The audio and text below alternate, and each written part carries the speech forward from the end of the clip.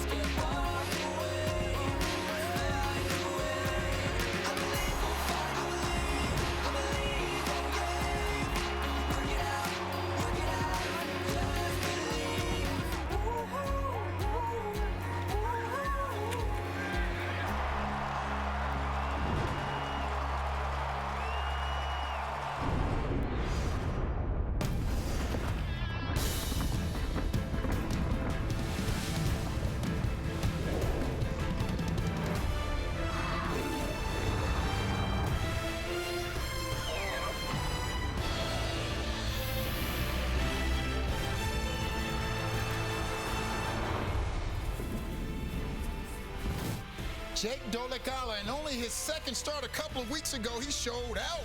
264 yards and 3 touchdowns. Now, what is he going to do in his third start against these mighty Blue Bombers in the Labor Day Classic? Reigning MOP champion last 2 years in his 108th start.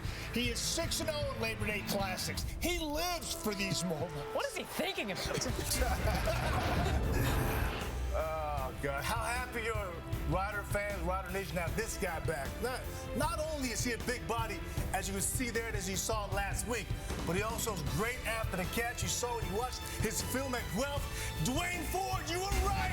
He's going to be great. Brady Oliveira having an all-star season during the Bombers' current winning streak. He is averaging just under 100 yards rushing per game. What can he do today in one of the most anticipated games of the season? It is the Riders. It is the Bombers from Regina. Hello, Canada. Kate Burness alongside David Sanchez, Matt Dunnigan, Milt Siegel, as we get ready for one of the greatest games on the CFL schedule. The gentlemen are here to break it down in just a moment. But first, let us go to our Britt Dort, who is standing by live at Mosaic. And Britt, we know the history of this game. The records are everywhere. Zach Collaros has been phenomenal. But for these Rider fans, they just want to see a win in this game, something they haven't seen for years.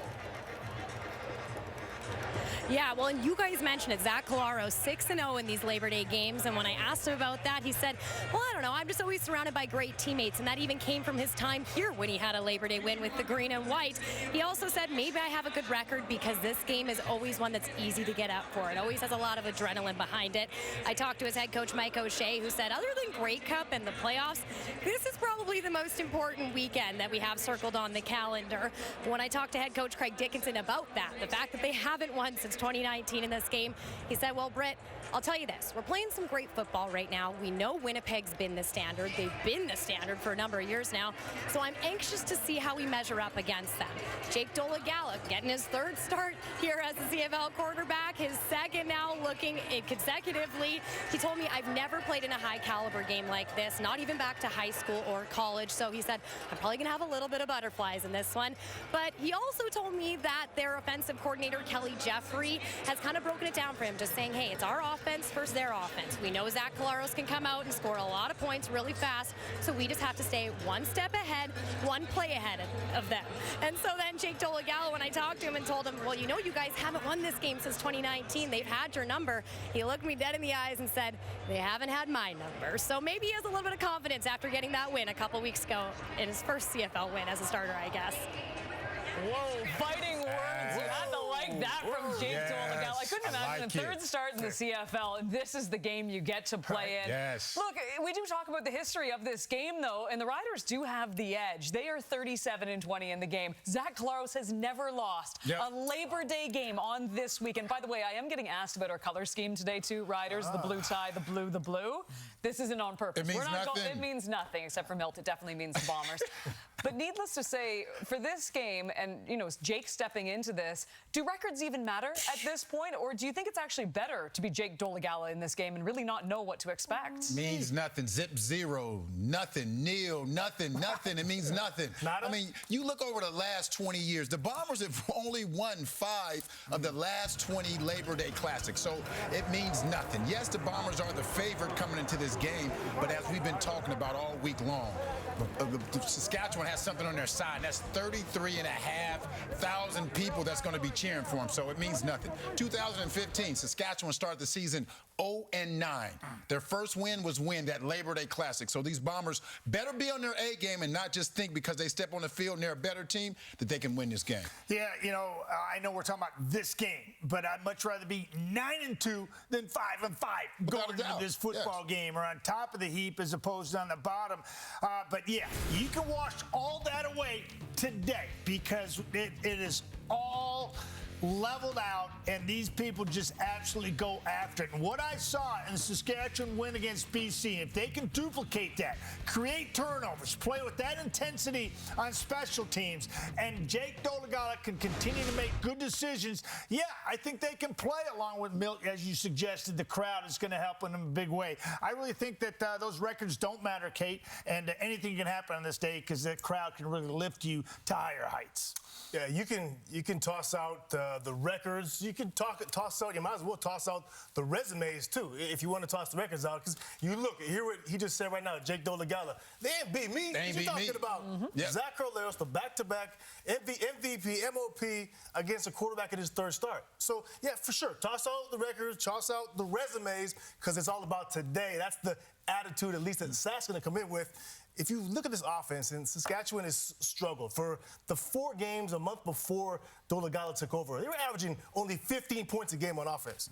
Now, I wonder when he came in, what's he going to do, a third-string quarterback? How will they have any success? Well, they've actually, if you look at it statistically, they've been much better statistically. So, and I look at this receiving core, how these guys play with, their big-body guys, Schaefer, Baker, Big Sam Amulis, they're big-body guys. Jake stands in and makes those throws, so maybe he might not buy time as much as others and move around, make plays, but he can stand in and make throws, which kind of fits this core. You like that word, big body, huh, Chaz? You like that word, big body, Big body? Big body. I don't know where you're going with this, man. I wasn't going anywhere. You know what? I'm going to cut off this conversation. Yeah. The great news is AK standing by with prop shot. Please help us, AK.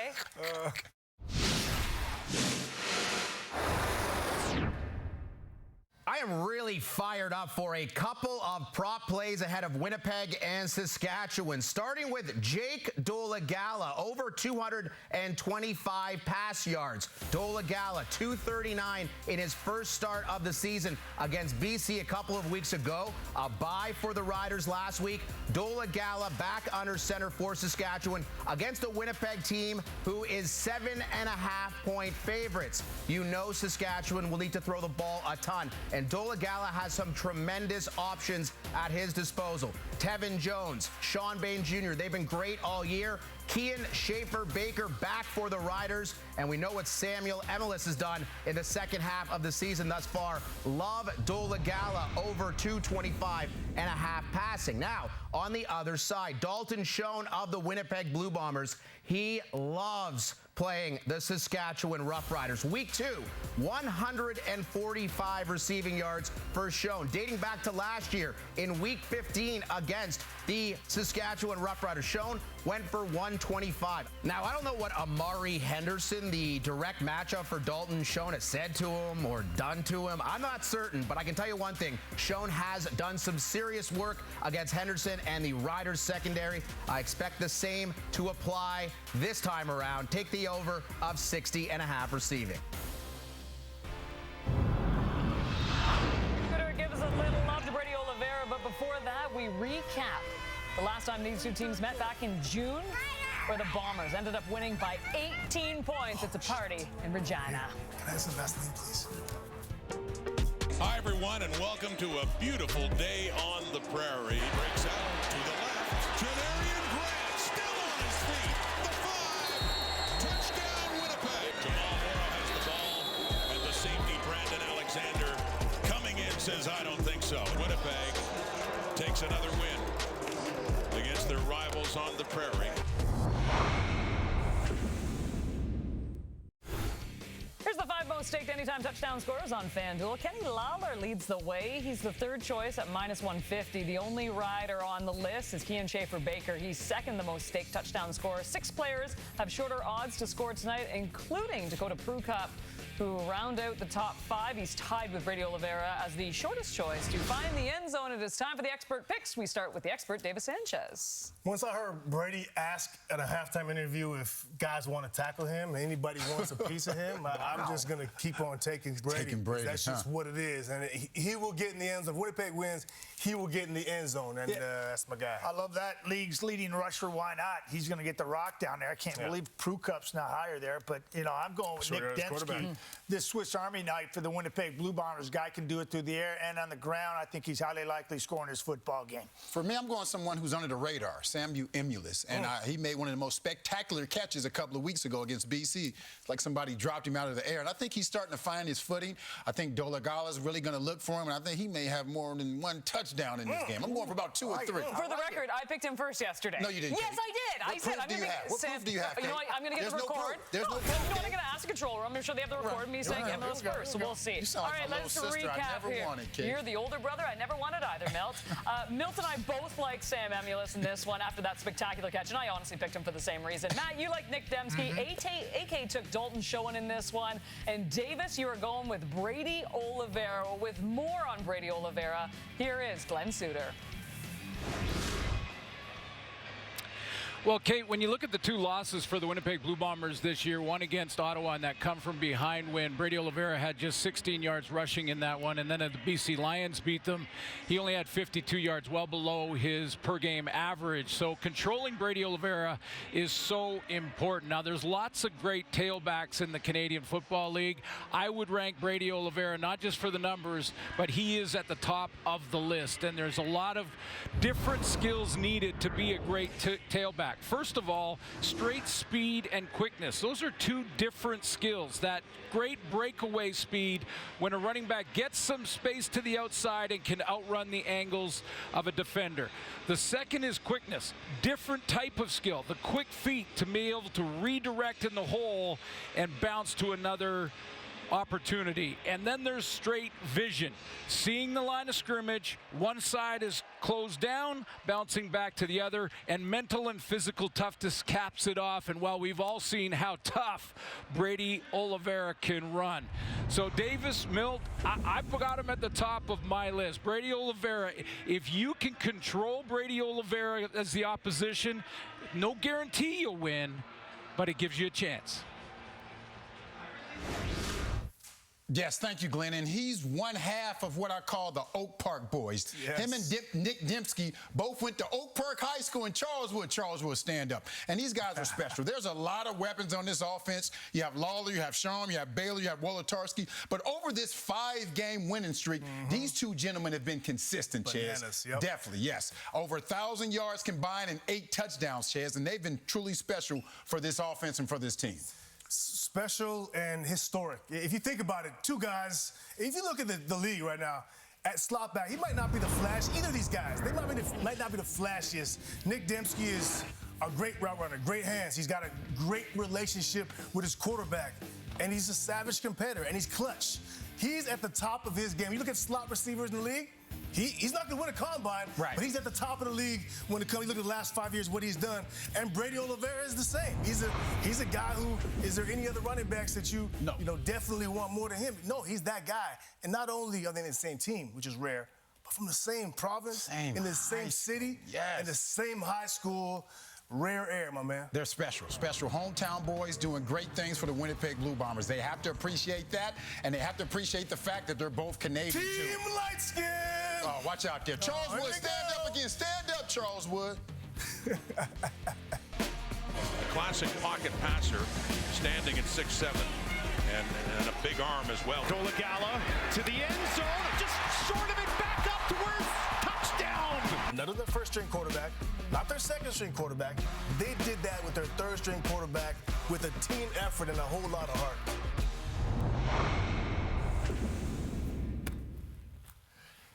Jake Dolegala, Matt, last week 62% completion, over 250 yards, 3 touchdowns. I think the game has really slowed down for him. After 2 games. Here's what I'm going to say. The game slowing down is the biggest coach speak you ever hear. What does that mean? What does that mean, Coach, when people say that all the time on television? Here's what it means to me.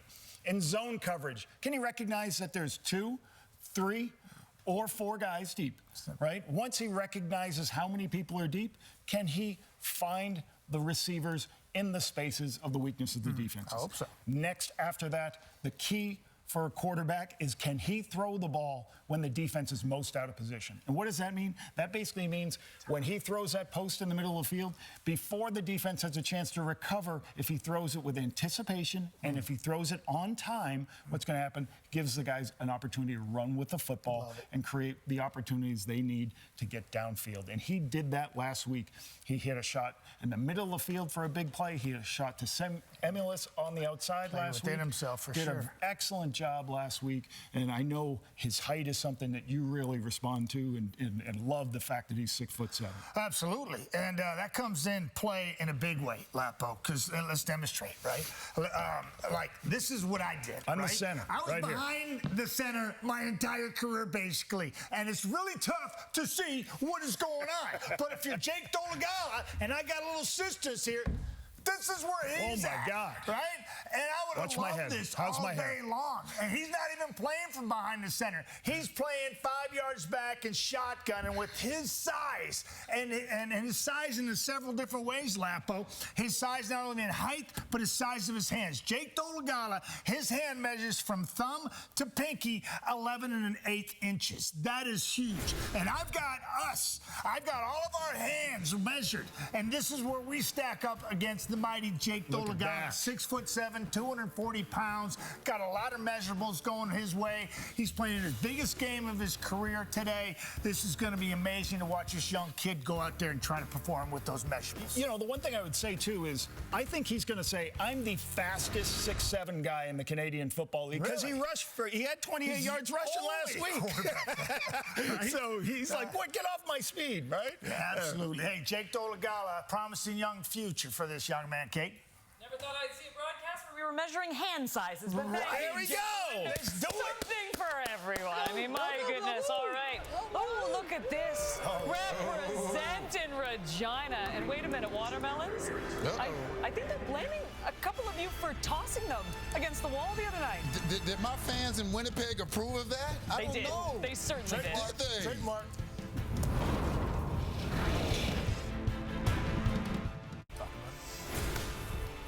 Great news. Panel's going on a road trip. Did you guys hear? Hamilton, We're going the to hammer. That's what we're coming. doing. We get another Labor Day classic. It is the Toronto Argonauts taking on the Hamilton Tiger Cats, and then it wraps up with yet another rivalry. The Edmonton Elks coming off their huge home victory, taking on the Calgary Stampeders. 6:30 Eastern, 3:30 Pacific. Rider fans all set. One of the 33,000 and a half fans in attendance at Mosaic. Let's get you over to Britt Dort, who is standing by with Jake Dolegala. Jake, walk me through the emotions you're feeling right now heading into this high-caliber matchup. Excited, ready for that first whistle. I just want to play. Well, how much better do you feel after getting your first win as a CFL starter, heading into a big game like this against a really tough rival? What happened last week, we'll keep it there. We're focused on today. Going to go out there and get a win. What's the biggest challenge, though, facing this Winnipeg defense here tonight? They're talented. We just got to stick to what we do, execute, and we'll be fine. All right, well, have a great game. Thanks. All right, time now for one of our favorite segments. It is Straight Fire. Don't forget, we want to see your football highlights, so send them to us on social media instead of your criticism of us constantly. That would be really nice. Perfect. But needless to say, let's start off with a highlight that we got to see last night, and that, of course, is Austin Mack. And this was exceptional. Beginning of the third quarter here, going deep. I can't believe this was only 31 yards, by the way. Yeah. Those end zones. That's what I said. Milton, I said at the end. I thought this was like a 50-yard end zone. 31, but an absolute stunner, Lapo. And Daniel Perry out of the University of Saskatchewan had an outstanding play to help Saskatchewan beat University of Manitoba. Watch this. Straight Fire is breaking tackles, bouncing off people. People are falling down. They get hurt so much trying to tackle. Great run. Big win for Saskatchewan over Manitoba. Down and out, too. What a comeback. Excellent. See you, buddy. Jazz? What do we got? You want me to mine? Yeah. My turn? Yeah. Okay, it's Ty Cranston. I mean, I had to go with the defensive guy. You know that. Okay, yeah, we know. And he deserves the Ty Cranston. This is a play right here. One-handed grab, diving across the field. Ty Cranston. That pick right there, in my opinion, is straight fire. I love it. I see you. 3-3. I see you, Ty Cranston. All right, so I assume we're going to offense now, Mel. Yeah, we're going to offense. All Little right. receiver, Shocking. my man Samuel Emulis, who's playing in this game today. And this is one of the most spectacular catches of the year so far. Of course, great throw, average throw, but then Samuel Emulis just dropped out of the air. You see the BC defender just think he's going to get an interception, and Emulis swoops in, and what happens? Straight fire! Yeah. I like that we're going for a new tagline on this one with a little enunciation at the end. Matt, what do you got here? Please bring us home with something good. We got to go special teams, and I think this could be the play of the year. Just not this week. This is Janarian Grant doing his thing, and he is getting close to being healthy. And if that's the case, people should be shaking in the boots. Everybody, because he makes everybody miss on this play, and then outruns him to the end zone. Little cutback move in here. He's got a little left in the tank. Get there, Janarian. Get there. Yeah, that was huge, and that is straight fire. We could watch this play 100 times Ran like over, and it 140 would yards. still impress us every single time. In my opinion, that's the play of the year so far, without a doubt, for Janarian Grant. All right, that's Straight Fire as mentioned. Don't forget, send us in your highlights because we want to show them on national TV. In the meantime, let's get you to the top 5 plays from Labor Day's past. Time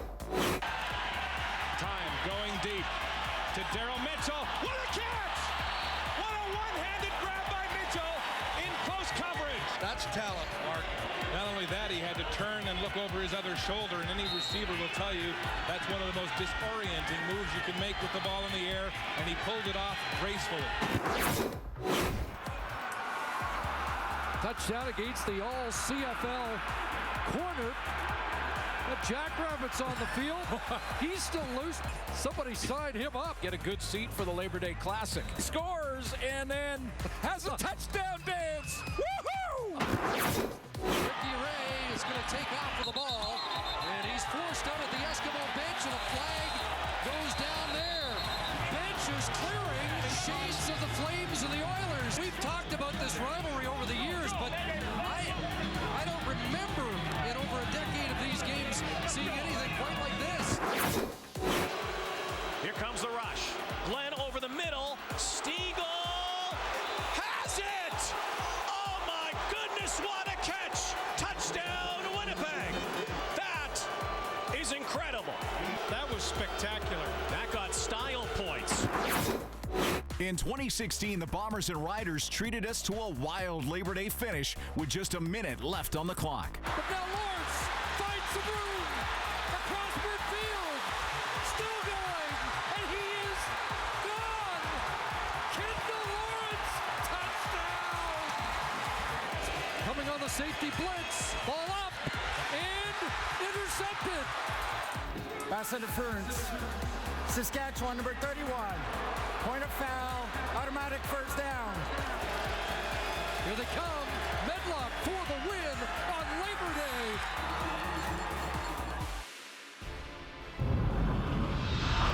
For you in those highlights, but Jim Barker's mustache making an appearance in a Labor Day game, you gotta love it. You gotta love this one.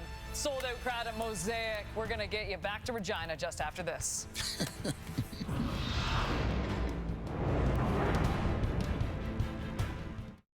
For the 58th time, it is the Labor Day Classic game between the Roughriders and the Blue Bombers. A sold-out crowd at Mosaic ready to rock in Regina as we get set to add another chapter to this historic CFL rivalry.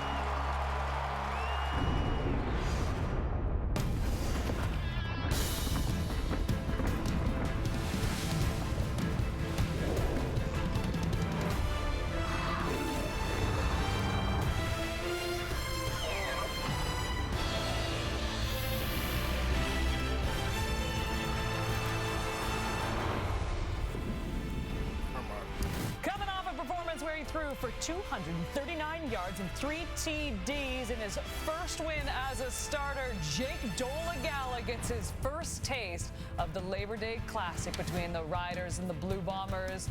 And from Jake to a seasoned veteran, Zach Collaros, a perfect 6-0 in Labor Day games. He is tied for the most wins on this weekend. Can he add a 7th and continue his dominance on one of the biggest stages in the CFL? As we say, welcome inside the studio, everyone. Keeping us alongside David Sanchez, Matt Dunnigan, Milt Stiegel as we get set for the Riders taking on the Bombers. Let's get right to it. Key matchup for tonight, Davis. Yeah, it's a red zone offense of Sask versus a red zone defense of Winnipeg. And the reason, like, Winnipeg is going to score points. They're just too darn good to keep off the board. There was a stretch, 3 of the last 5 games, where Sask didn't score over 15 points. 3 of the last 5 games didn't score over 15. They got to find a way to get in the end zone. Yeah, I like that, Davis, and it kind of teased me up with my matchup, and it's Willie Jefferson, Jackson Jeffcoat against the 2 tackles for the Saskatchewan Roughriders. Saskatchewan Roughriders last 3 games only given up 3 sacks. That's best in the league over that course of time. And the Winnipeg Blue Bombers in a bit of a drought. Over the last 4 games, they've only had 6 sacks. And to me, something's got to break here. Something's got to give. I'm going to watch that battle all day long. We have 2 excellent insiders, Farhan Larji and, of course, Dave Naylor. And Dave Naylor always brings up the fact that there's never really been a quarterback over 6'3" that have any success in the CFL. I'm going to call it a myth. And this is going to give Jake Dolegala a chance to dispel that myth. Of course, he played well a couple of weeks ago, but can he do it again? Can he prove Dave Naylor wrong that a quarterback over 6'3" can have success in the CFL? So that's the matchup I'm looking for this evening. 2 nails under the bus. With the nail gun. Sorry, Dave. I try to include everyone, but I can't really help you on that one. Meanwhile, just such an amazing day in Regina. The Riders 37-20 all-time in this classic game. They haven't won it since 2019. Who will end up victorious tonight? We'll get you to Mosaic right after this.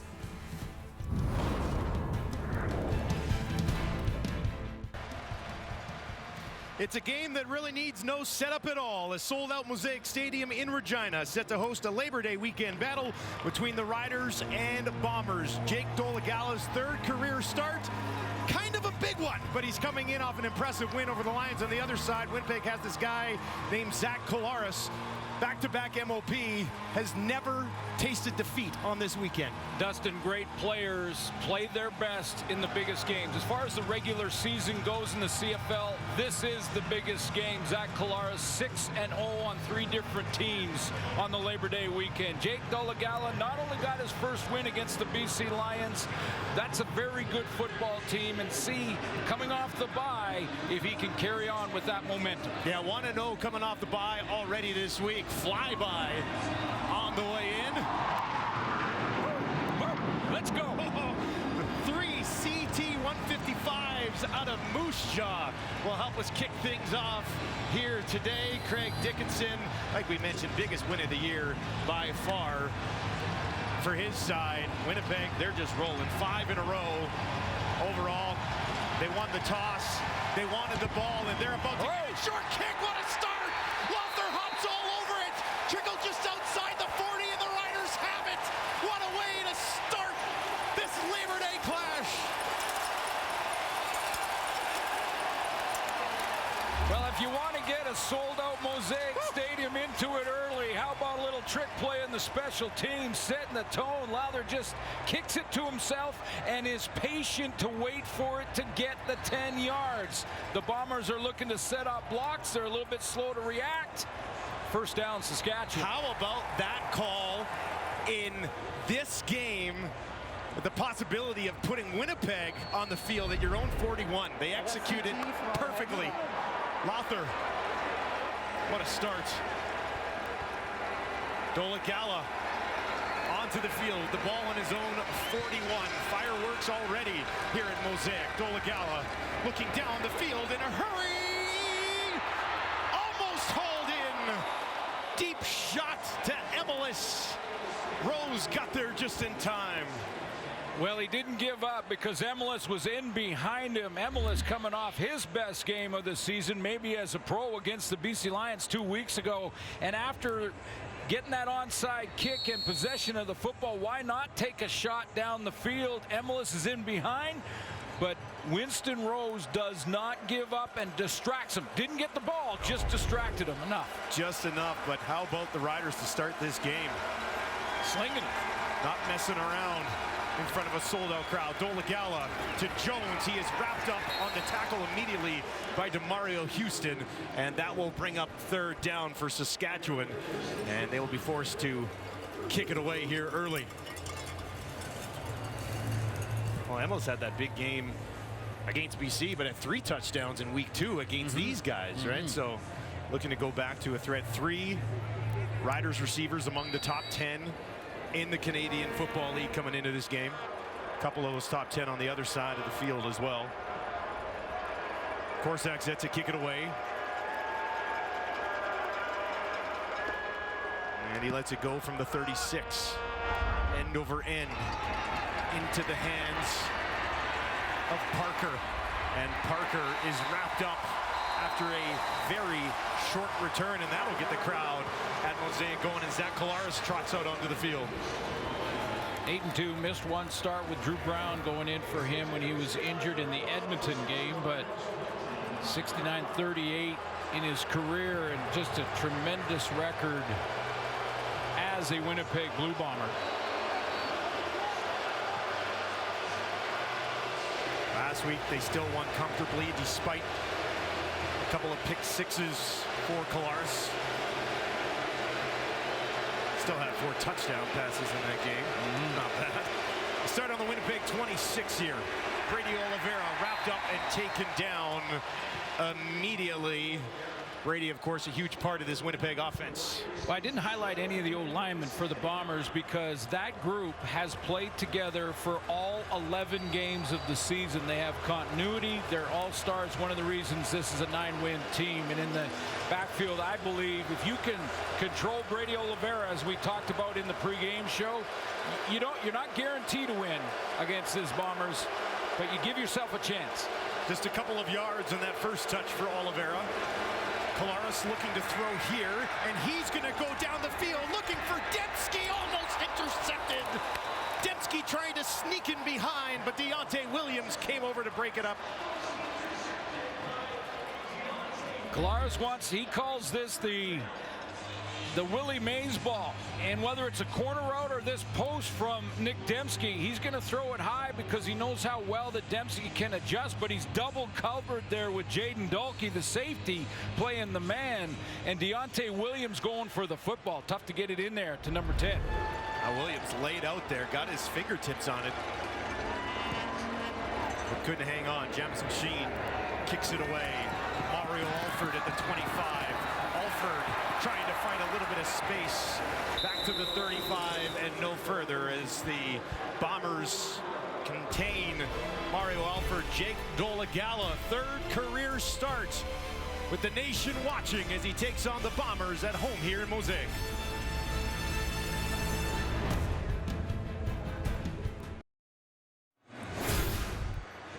Welcome back to Mosaic, everyone, where Winnipeg has had the number of the Riders here in this head-to-head battle.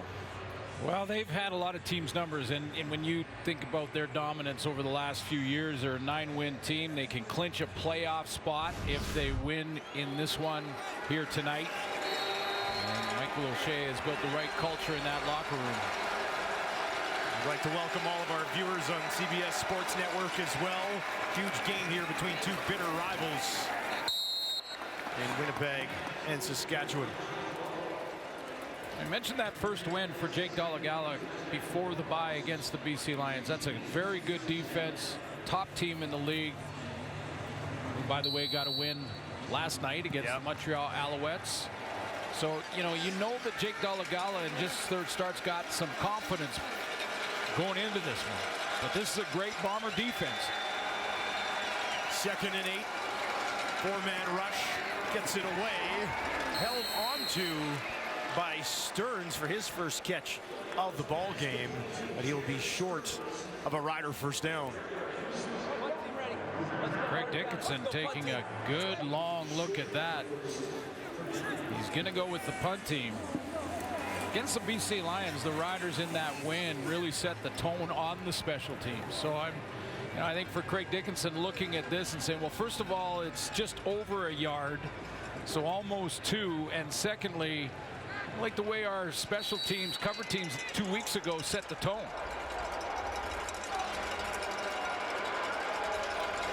Korczak a little bit further back on this one than last time. Gets it away cleanly again. Taken at the 21, right back up the middle, outside the 30. Head coach of the Bombers, Coach O'Shea, on the atmosphere here in this battle. The understanding is you're coming into a bit of a storm, right? I mean, the people travel from far and wide to get to this game in this province. It's I think it's well received by everybody on our team too. Everybody likes playing in front of a packed house, and the rowdiness is greatly appreciated. Really a spattering of blue here today. Coach, it's a beautiful day. Come on. Storm? What do you mean? Yeah, 34 degrees at kickoff, by the way. Brady Oliveira right up the middle. And that's a pretty decent pickup on first down against this Riders defense. Well, Anthony Lanier has elevated himself into the discussion as one of the top defensive players in the league and the top 5 rush ends. Maybe doesn't have the numbers quite yet, but they'll come. They're going to start Derek Moncrief. We will see TJ Brunson at linebacker as well. They'll rotate. Moncrief gets the start. And this is the type of game, Dustin, that I think Nick Marshall was a bit of a gambler out there on the corner. You know, you get the big crowd, the sellout here at After Mosaic the play, Stadium. we have a 15-yard misconduct penalty. Saskatchewan. We're going to go up 15 yards. It's going to be first down for Winnipeg. This is the type of game that those playmakers, Demario Houston, Nick Marshall, they want to jump one and see if they can make a play. That's penalties. Changes field position here. Also the type of game where you don't want to take these unnecessary penalties. No, and you know, you want to be physical, but retaliation will always get caught. And secondly, the Riders have been way better this year in the penalty department than the past couple of years. 2 least penalized teams in the league this year as far as yards go on the field here today. Flag on this one looked like the receiver that had crossed the line early. Short pickup on the first down anyway.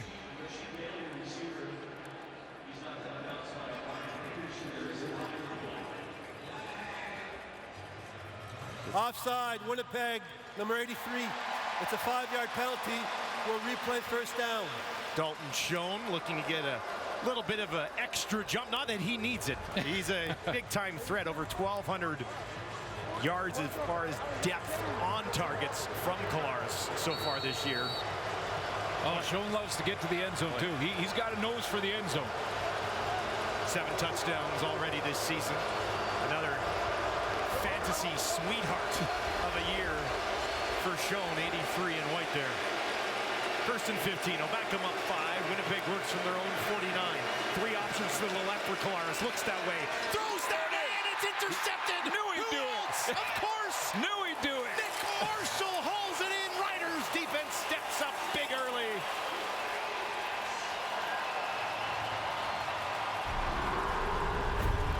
Fourth interception of the year. Marshall stepping underneath Rasheed Bailey and taking it away from Winnipeg.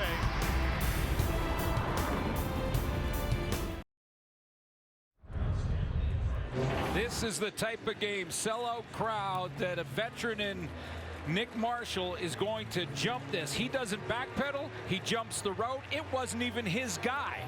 He just played the play and cut underneath the interior slot back receiver, not his wide receiver, to make an interception. Well, Demario Houston, you're up. That was Kenny Lawler that he left. Exactly. To slide in there and take that ball away from Rasheed Bailey. Great field position for the Riders. First and 10 on the Winnipeg 46. Near side, completion to Jones. Right at the first down marker. Take a look at this Riders offense. Well, they were really rotating the left tackle position with the 3 guys. Now Eric Lofton is in start number 4. That's really solidified this group. Just 3 sacks allowed in the last 3 games. And you look in the receiving core, and Sam Emilus coming off a huge game. Some spectacular catches against the BC Lions 2 weeks ago.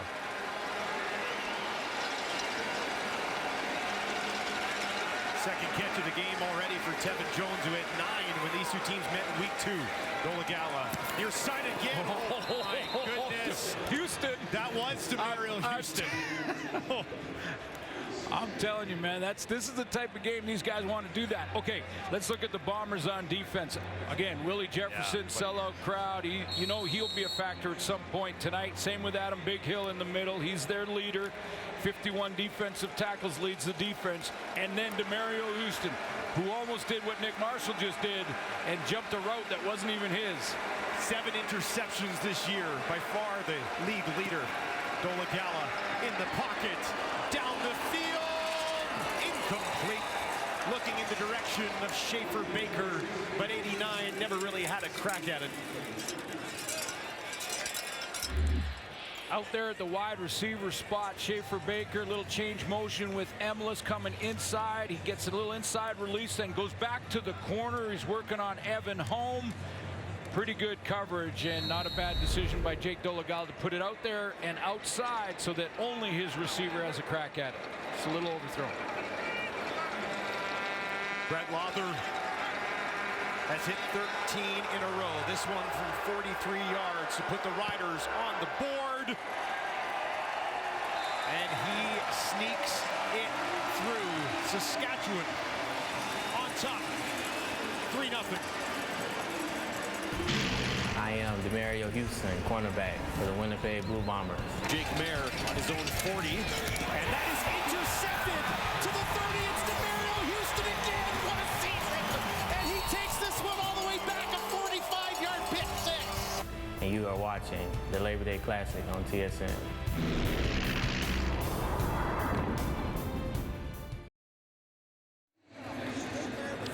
Jam-packed mosaic, sold out, beautiful day, over 30 degrees. You really couldn't paint this picture any better, could you, Glenn? Well, and it was nice and loud in the hotel. Walk across to the mall, looks just like that shot you just saw with green jerseys everywhere, and then a whole bunch of like groups of blue jerseys in the corners. Oh yeah, it's Labor Day weekend. Midway through the first quarter, Winnipeg trails by 3. Brady Oliveira, pretty good job to stay on his feet here. Really nice work from Brady Oliveira. How is that for a first down? They had him behind the line of scrimmage. Well, he's a thumper. I mean, he'll bring the physicality running the ball. Quick feet out of the gate to keep the play alive, because he was cut off to try and get the edge, but he keeps his feet moving, and then it was just would not go down. I mean, 1 tackler, 2 tacklers. Here comes a 3rd, no sir. 4th, 5th, first down, Oliveira. Wow. Creeps towards 1,000 yards on the ground this season. Back to him again. This time, maybe a yard, not much more. As Brady Oliveira, we were talking about before the game, he hit 1,000 yards on his final carry last year. There's a really good chance he could hit that mark today as he comes in with 902, by far the leader in the league. Well, I talked about it in the pregame. Brady Oliveira, in the 2 games that the Bombers lost, Ottawa and BC, he had 16 yards against Ottawa rushing. Big reason they came back and won. And the Lions, who beat them, he only had 52, well below his per game average of 82 in that game. So if you can control him, you got a chance. Big 2nd and 9 here at midfield. Kolaris in trouble, and he's going to be thrown to the turf by Micah Johnson. His 4th sack of the season.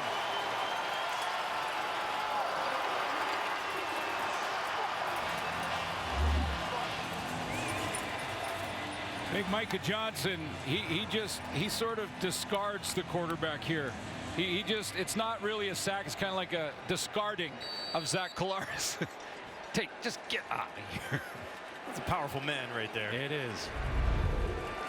3-time CFL All-Star with a big impact early. Alford spins and stays on his feet. Second crack at it, though. They wrap him up and take him down. Micah Johnson, get out of his way. Collaros, no chance.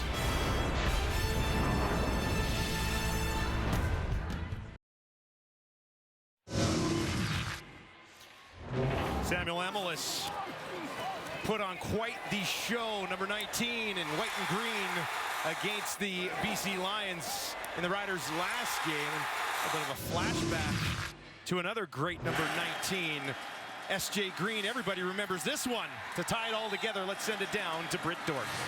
Yeah, and guess what? Sam Emelis might have S.J. Green to thank for his skill set. He said that was one of his favorite receivers growing up. He was a huge Alouettes fan, and he said, when I watched that catch when I was 12 years old, it stuck with me, and I immediately wanted to be like him.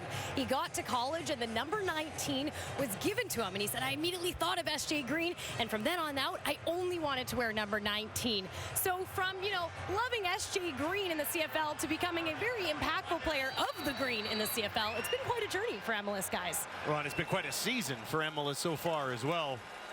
That BC game targeted 7 times, caught 5 of them for 106 in that spectacular touchdown.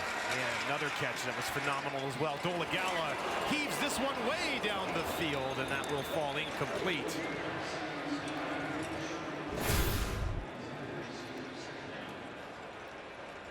Second down conversion, that's the money catch right there. He's been big for whomever's playing quarterback at the time, and of course the 4 touchdowns, 3 against the Bombers in week 2. 7th overall pick, first rounder that's really panned out here. He can go now, can fly. So can Sean Bain, who they were looking for on that last one. 2nd and 10 from their own 16. Dolegala in the pocket again. Now he has to take off on his own, trying to lunge ahead, but that big frame not big enough to pick up the first down. He will run. I mean, he's a drop back kind of pocket passer, but in that game against the Lions, he had 4 carries for 27 yards. So he will take off and escape the pocket, but at 3rd and 2, Craig Dickinson taking no chances in his own end. Those are big strides, eh? Yeah. Big strides for Dolegala, 6'7". It's a big step. Will help him, though, when Willie Jefferson is in front of him with his hands up. That's a really good point, actually. Jefferson, 10 knockdowns on the season. Holds a height advantage against every other quarterback in the league not named Dolegala, and I guess Cornelius, who's now in 3rd role duties. And Edmonton Parker on the return after a 62-yard kick, short return. Zach Collaros has not lost. 3 different teams in these big games. The Ticats here with the Rider jersey on. Of course, with the Bombers, the numbers are just incredible on Labor Day. You mentioned the 6-0, but he's almost 1,800 yards. How about a TD interception ratio at 13-3? Not bad for number 8. That'll get the job done most time. Crowd here trying to get in his head. He's 0 for 2 so far today. We're closing in on the final moments of the first quarter. Multiple flags here. Collaros trying to get away. Riders will not allow it, and they gang tackle him at the 25. Not sure if there was early movement on the O-line, but it looked like Saskatchewan kind of leaned into that neutral zone, the far side of the line of scrimmage. We'll see what the officials saw.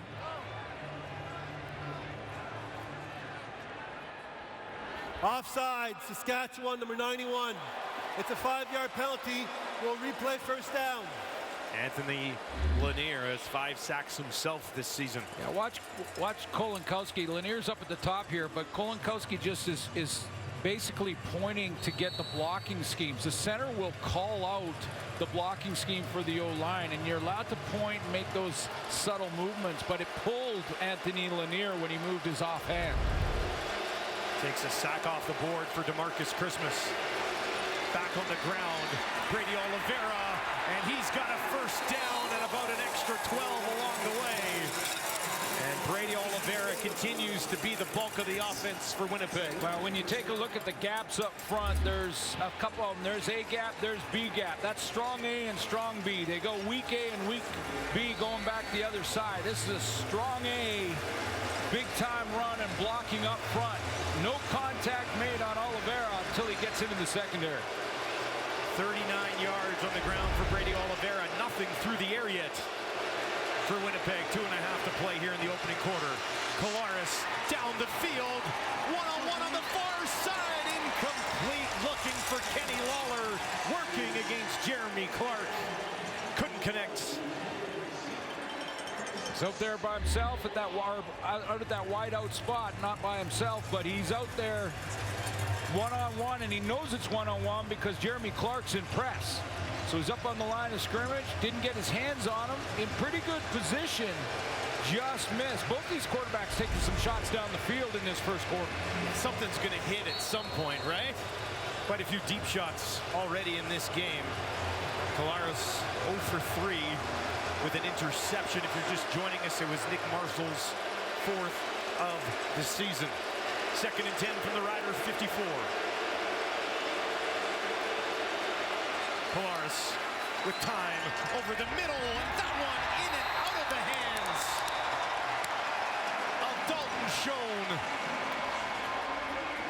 He usually hauls that in. Yeah, do not see that very often. Just actually shocked that it hit him right where it needed to be. I mean, Micah Tights tried to get underneath that, but Zach Collaros put that ball right on Dalton Schoen, and he hasn't done this all year.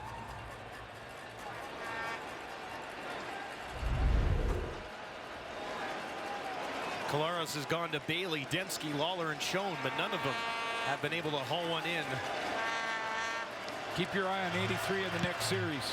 You want to make up for that one. Alford takes it at the 7, near sideline. Pushed out of bounds. Jake Dolegala's second career start was against the BC Lions back on the 20th of August. Got going early. This was like their opening series. They got Kean Schaefer-Baker back and found him in the end zone quickly. I thought Dolegala played very well. A couple deep balls, some real nice catches by Emelis in that game. Getting his first win against a very good BCD. I don't know if it's just me, but he seems pretty calm in the pocket. Absolutely. Like, not a lot of panic to just take off as soon as he feels any pressure. He's got a cannon, we know that. Starts this drive on his own 14. 4 options out to his wide side left. Near side for Jones. 3rd catch of the game for Tevin Jones. And a little extra effort gets him a Saskatchewan first down. Yeah, you go back to week 2, Tevin Jones and Sean Bain against the Bombers had big games. I mean, both over 100 yards. They didn't win the game, but they had big games, and know that the Bombers secondary will know those 2 players a lot better for this outing. Yeah, Jones over 100 yards, Bain over 100 yards, Emelis 3 touchdowns in that game. So all 3 of those guys just monster games. That was a game in which Trevor Harris threw for over 400 yards. Ended up being a loss though. Dolegala from his own 26 tucks it into the belly of his running back, short of the line of scrimmage. As Jamal Morrow gets contained, he had just 20 yards on the ground back in week 2 against Winnipeg. See how Willie Jefferson played that. I mean, he is so quick off the edge and can redirect so quickly that Jefferson can play both here. He can play just on the outside of the post. He can play the run, slide down, but he can redirect to Dolegala if he pulled it. That's why it's hard to play that kind of ride in the side game against number 5. Took a loss on the play, 2nd and 11. Dolegala, pressure in his face, hammered down. Bombers defense answers. Flag on the play, his helmet is off.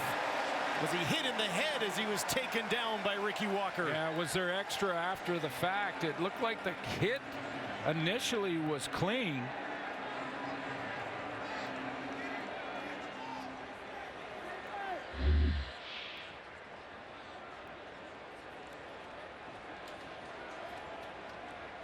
So nothing wrong with the tackle here.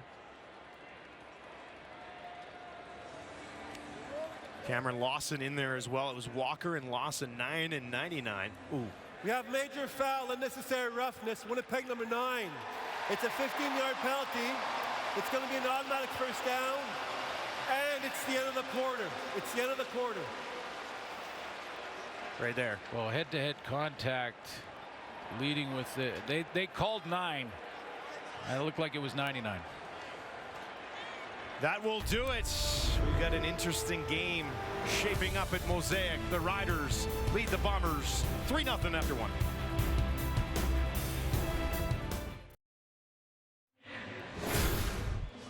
Defensive battle here in Regina so far. Riders leading 3-0. What really stands out there? Yeah, for the Bombers, they got a little Brady Oliveira going, but no passing yards. They have not completed a pass in that first quarter. That's unheard of for Zach Collaros in this receiving corps. See how they make adjustments in the second. No run game for Saskatchewan. I would say a questionable call on the late hit or the unnecessary roughness on Dolegala, but they get a new set of downs. First down for Saskatchewan. Be interesting to see here how much longer Zach Collaros is kind of held in check by this Riders defense. Oliveira, though, excellent. 5 carries, 39 yards. One of them went for 18. Winnipeg, when trailing after the first quarter this year, Bombers fans, you'll like this stat, they're 4-1. They're 4-1 when they trail after the first 15 minutes. Dolegala on the ground. Small push ahead for Jamal Morrow. Yeah, I'm sure the Riders looked at that too and thought, you know what, we haven't got our run game going at all. I mean, and that's get a little bit of balance in the offense and give Jake Dolegala a second and more manageable situation. No, they say that all the time, but that really is the key to moving the chains on offense. Nice balance, good production on first down. From their own 42, Dolegala, 4-man rush. Gets it away near side, incomplete. Stearns is ahead of Cranby, but they couldn't drop it in there for him. Dolegala, 4 of 9 to start this ball game. Those good front sevens in this game. I mean, you got Anthony Lanier for Saskatchewan. You've got Jeff Coate and Jefferson with Walker and Thomas. And that front 4 for the Bombers. Talking to Sam Emelis, he said, you know, yak yards may be important in the quick game as well.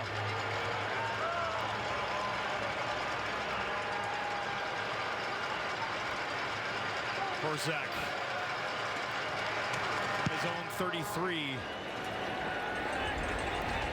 Parker takes it at the 22. About 7 or 8 yards on the return. And nothing more. Brady Oliveira, focal point of the offense for Winnipeg here. Yeah, best player on the field in the first quarter and on pace to finish second highest total for a Canadian tailback. You know, not just numbers aside, Brady Oliveira's best back in the Canadian Football League right now and can do it all. I mean, whether it's the hard running between the tackles, speed to the outside, picking up blitzes, catching passes, almost 300 yards receiving, a couple of touchdowns for Oliveira as well. So he's over 1,200 total yards of offense. Now they're going to give it to McCray. And McCray contained on the far side of the field. They tried to stretch it out, but nowhere to go. Well, the Rider defense knows it too. You know, they know about Brady Oliveira. They know about how successful the Bombers have been when the run game is going well for them. Now, having said that, you know, Jason Shivers, the defensive coordinator, would have scouted all of that.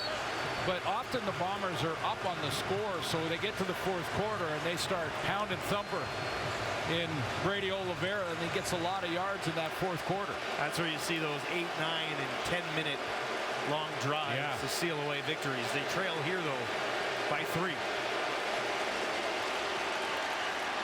Collaros over the middle, shown, can't hold this in, and he's hammered at the end of the play by Derek Moncrief. Tremendous timing on the break from Derek Moncrief. There's a flag down, though, and it's in the Bomber backfield. Legal block, hands to the face. Saskatchewan, number 91. It's a 10-yard penalty. It makes it a first down for Winnipeg. Well, we'll take a look at the play by Moncrief, but it looks like Lanier is going to get a hands to the face penalty. That's just great timing to separate the ball from the receiver. Lanier at the top of the line here. Coming off the edge, got his hands underneath, the right, that left hand under the chin. of Stanley Bryant. It's a penalty either way, both offensively or defensively.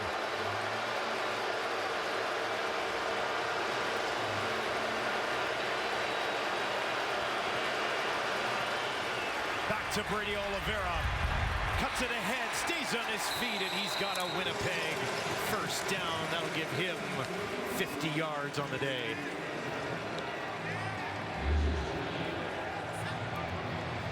Yards after contact, leader in the Canadian Football League. Brady Oliveira, number 1. It's a good example as to how he's got to that number 1 spot right there. It was Lanier who eventually tripped him up, slowed him down, and stopped him for now. Winnipeg from their own 54.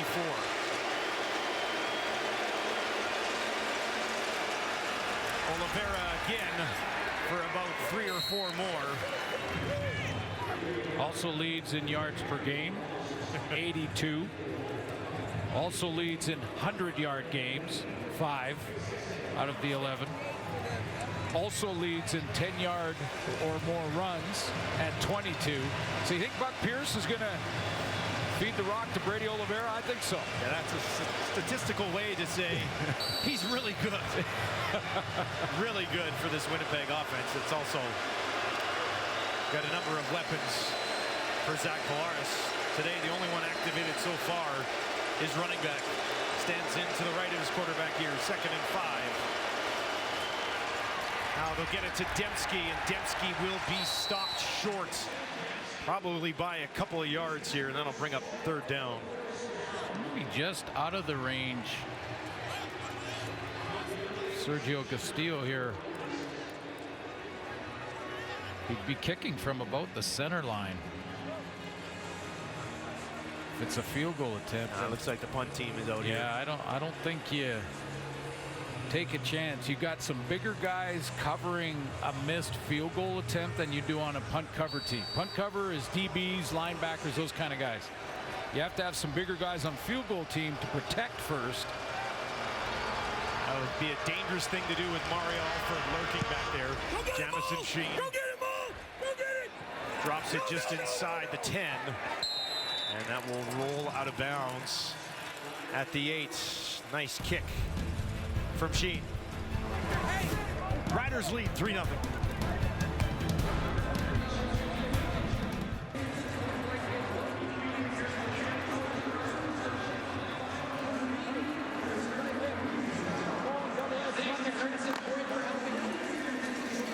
Just over 10 minutes remaining here in the first half. Riders, for just joining us, leading 3-0. Dola Gala starts this drive on his own 8, deep as they've been to start a drive so far here this afternoon. They'll hand it off, a flag as Morrow takes it down the near side of the field. His best carry of the ball game. But that's likely coming back. During the play, major foul face mask, Saskatchewan 87. We'll go back half the distance from the previous line of scrimmage. It's going to be first down repeated. Bruno Lapel, the fullback, playing in the tight end spot on this run play. Just off the left tackle, got his hand up right here. He gets his hand up in the face of Jackson Jeffcoat. And the face mask, you see the left hand. There's no question about the foul. And it was right at the point of attack, holding Jeffcoat from being able to pursue. Backs them up now on their own 4. 1st and 14. Dolagala gets it away. And that was deflected as he let it fly. And it falls incomplete. Well, today's a good day. Tomorrow, maybe. Oh, baby. CFL on TSN continues tomorrow with the doubleheader kicking off as the Argos take on the Ticats. That'll be a good one. Of course, that'll be followed by the Elks going head-to-head against the St. Peters. Action begins at 3 Eastern, noon Pacific only on TSN. We'll be there in Calgary for that one. Trey Ford on a roll, 2-0 in his last 2. The red-hot Edmonton Elks. Snapped the skid at home, now down in Calgary. Dedrick Nichols is getting some medical attention on that last play. This would be a big loss. Everybody speaks very highly about how important Dedrick Nichols is. DeMario Houston, who has 7 interceptions, plays that side of the field with Nichols, who doesn't have a pick this year. But anytime you talk to DeMario Houston, all he does is praise his relationship and his communication with Dedrick Nichols. Yeah, absolutely. Those two guys working together, that communication's so important. O-line and DBs, where the key is communication, making sure you're all moving in the right direction. 8 knockdowns on the season for Dedrick Nichols, so he is getting to the ball and making plays. Just looking for his first interception. DeMario Houston has been Nichols gets the assist. Houston's got the goals so Pretty far. much. Yeah. That's how it's worked out. So Jamal Parker, who's been handling returns so far here today into the game, in place of Nichols. Dolagala, pressured, hit as he throws, has a completion to Jones, and a ton of room. Tevin Jones up to the 40, now to midfield, finding some space, and he's still on his feet. How about that for yards after the catch? Tevin Jones, biggest play of the ball game. When you're on a roll and you're leading the league in interceptions, man, you are tempted every single play to go ahead and try to undercut receivers. DeMario Houston here with a new partner all of a sudden. He wants to undercut this. He goes on an angle too close to the line of scrimmage, too far towards the line of scrimmage, undercuts it too shallow, and Tevin Jones takes it around the edge. Dolagala had to throw with pressure in his face. Richie Hall, a little stunt up front, not necessarily full blitz, but Lawson right there. 64 yards to Jones, and the Riders in business. This one batted down. Willie Jefferson again, causing some issues. Another one. 11 on the season. And I thought that Jake Dolagala at 6'7" might be the only guy in a long time that didn't look at, you know, this guy over here with his hands up and say, well, it's not an oak tree, it's a tree about the same size as me. But somehow Willie Jefferson gets his paw on it. After that big play, Jones is already at 93 yards receiving in this game. Dolagala again stays in the pocket, looks down the field, has a completion near side, and Bickton, his first catch of the game's a big one as well. And the Riders are knocking on the door. Winston Rose takes a shot this time to undercut it again. A very deep out, but the big arm of Jake Dolagala shows here. He just slings this outside. Flick of the wrist type of throw. Rose tries to go for the pick. Ball sails just over his hand and picked it. Great concentration. That went off his arm and then down into his body, and he's able to hang on. And the Riders are in the red zone. 43% on the year inside the 20. First and goal from the Winnipeg 5. They'll give it to their running back, trying to find the end zone. Not this time. Bombers are there, Big Hill among others, and they wrap up Jamal Morrow. Great scrape to the ball by Adam Bighill. I mean, Adam Bighill is just going to find the hole that Morrow wants, and number 4 meets him right in it. He tries to take it outside, and there's number 4 just slow playing it and filling the hole. A drive that started on their own 8 was backed up to their own 4. Now they sit on the Winnipeg 3. Pipkin into the game for the Riders, looking to finish the job, trying to stretch it out towards the end zone. Is he in? They're discussing. Nope, wow. Saying he's down. Just short. How did they keep him out? Well, Pipkin was patient on this quarterback. Well, it turns out to a quarterback sweep, really. He's trying to bob and weave his way through. Again, it's Adam Bighill getting there, and they turn him away. A little help from Brandon Alexander. And I don't think that ball crossed the plane. No, it didn't. As close as you can get. They'll do it again. Pipkin. Can he finish it this time? Pushing straight ahead. Touchdown Riders. Antonio Pipkin gets home, and the lead is 9.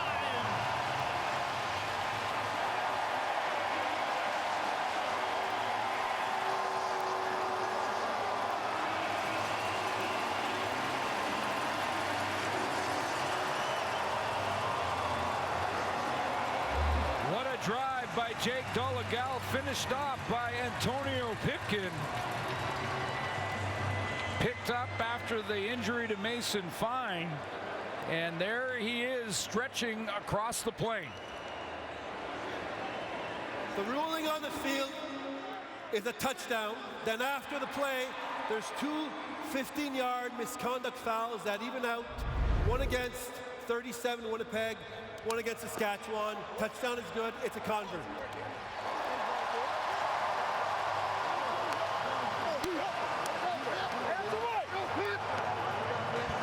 Antonio Pipkin finishes off an 8-play, 102-yard drive that took just under 4 minutes, highlighted by 64 yards to Tevin Jones and 37 more to Mitch Picton. Lawther out to make it an even 10. Strokes it home. Riders on top by double digits. Dolegala got it started. Antonio Pipkin finished the job.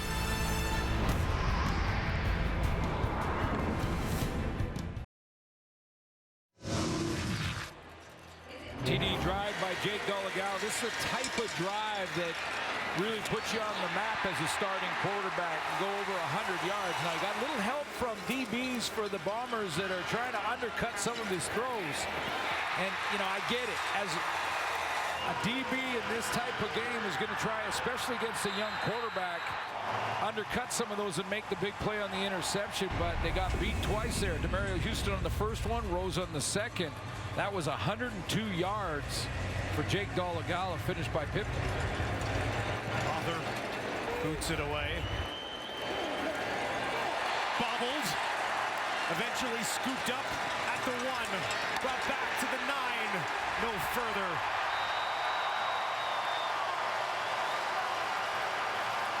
Riders on offense, defense, and special teams making it tough for Winnipeg.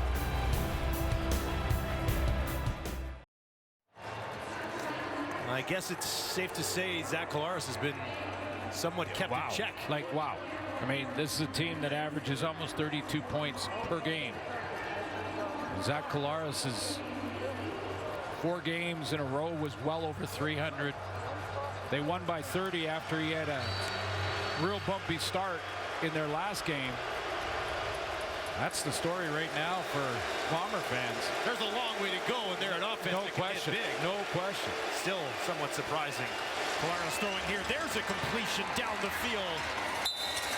Shown third target of the game in his direction, and he holds it in. Yeah, that's how you get started. You know, you get 83 involved. They've tried this same play a couple of times, and this time connect right in the soft spot in the zone. Well, inside cut, get them out of the shadow of their own goalpost, but he'll get it going. This is a team that has won in a lot of different ways, faced a lot of different types of adversity. A lot of football to go here. Of all the great teams they've had over the last 3 years, this is the one that's been the most dangerous offensively. Over 31 yards per game, like Glenn mentioned, which is the most for any Bombers team in the last 21 seasons. Collaros keeps it on the run to his right, looking down the field. That's where he goes to Dembski. One-handed and holds it in. Spectacular stuff from Dembski. And the Bombers offense all of a sudden in high gear. Get one going, and then you stack on the next play, and then one of your best, if not the best, in Nick Dembski. Just unreal. One hand stabs a good block to get Zach Collaros outside of the containment. But look at that catch down the field. One-hander, yeah. Stick a fork in it, baby.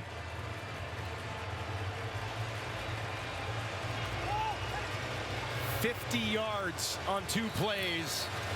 And that Winnipeg offense that we were wondering, where are they? There they are. They showed up. Yeah. Some helmet repairs for Dembski.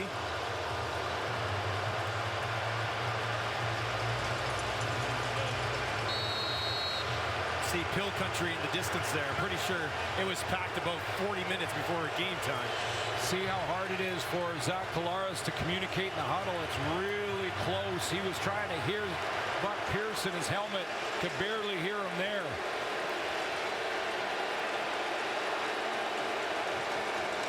Gets it away just in time. On the run to his right again. Down the field. Laying up for it. Touchdown. Going and getting it. 5th of the season for Drew Wolotarski. In thrilling fashion.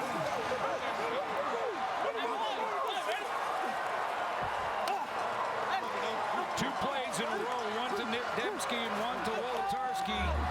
He's getting Zach Collaros out and around the edge, get him out into space. This is Buck Pierce saying, okay, listen, we're struggling from the pocket.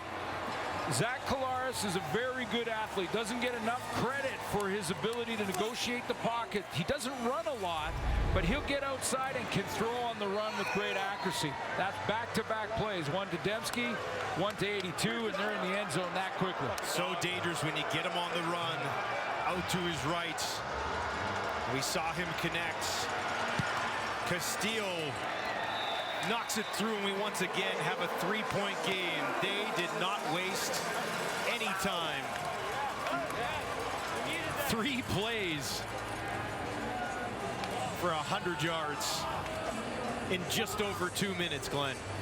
That's high efficiency football. Well, hey, you know, this is a Bomber team that last week Zach throws 2 pick sixes. They win by 30. They didn't just win the game.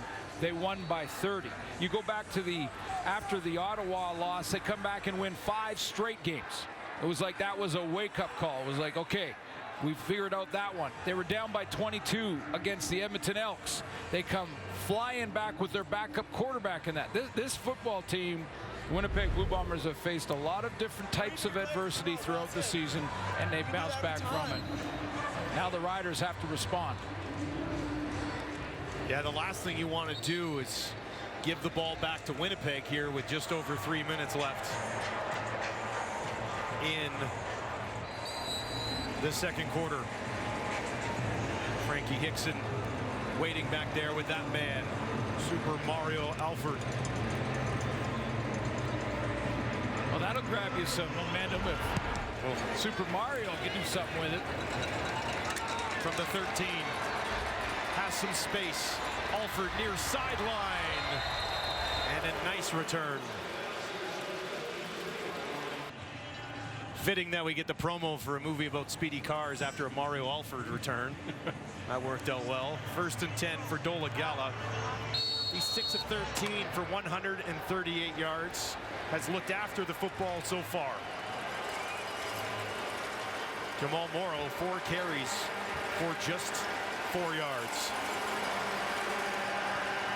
Dolegala over the middle, has a completion down inside the Winnipeg 50. Schaefer Baker for the first time today hauls one in. Great talk with Emilus this week, and he talked about Schaefer Baker just being this ball of energy for the football team. Big catch over the middle.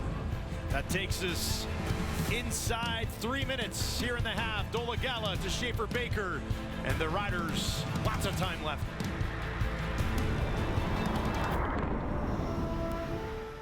Well, so much for our planned all-defense halftime. We've had 2 great drives from either team, and we were going to do a watermelon smash at half, but we got in some trouble from the Saskatchewan Roughriders on social media. I'm scared. Me too.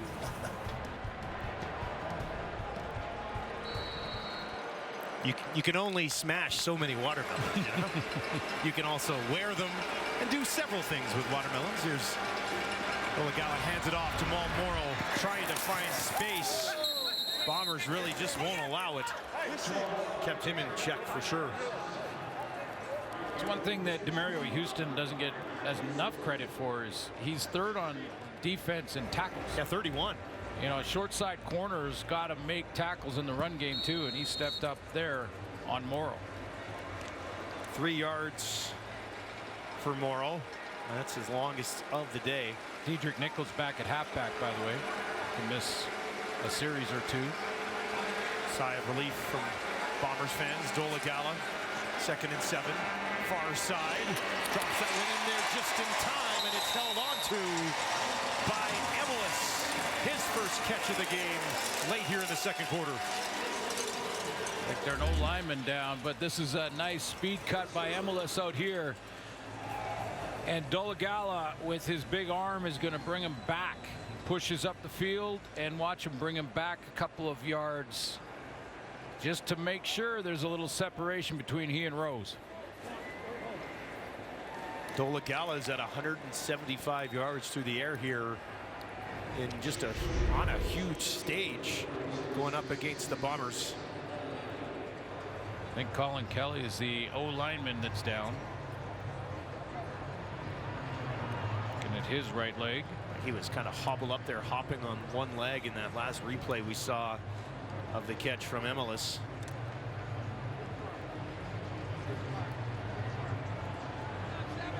It's an offensive line that's been able to protect their quarterback over the last little while. They've allowed just 3 sacks in their last 3 games. It's Logan Bandy, who out of the University of Calgary, who will take over, 5th round pick for Saskatchewan at 11 starts. Yeah, he started some games, right? So it's not an inexperienced option coming in here.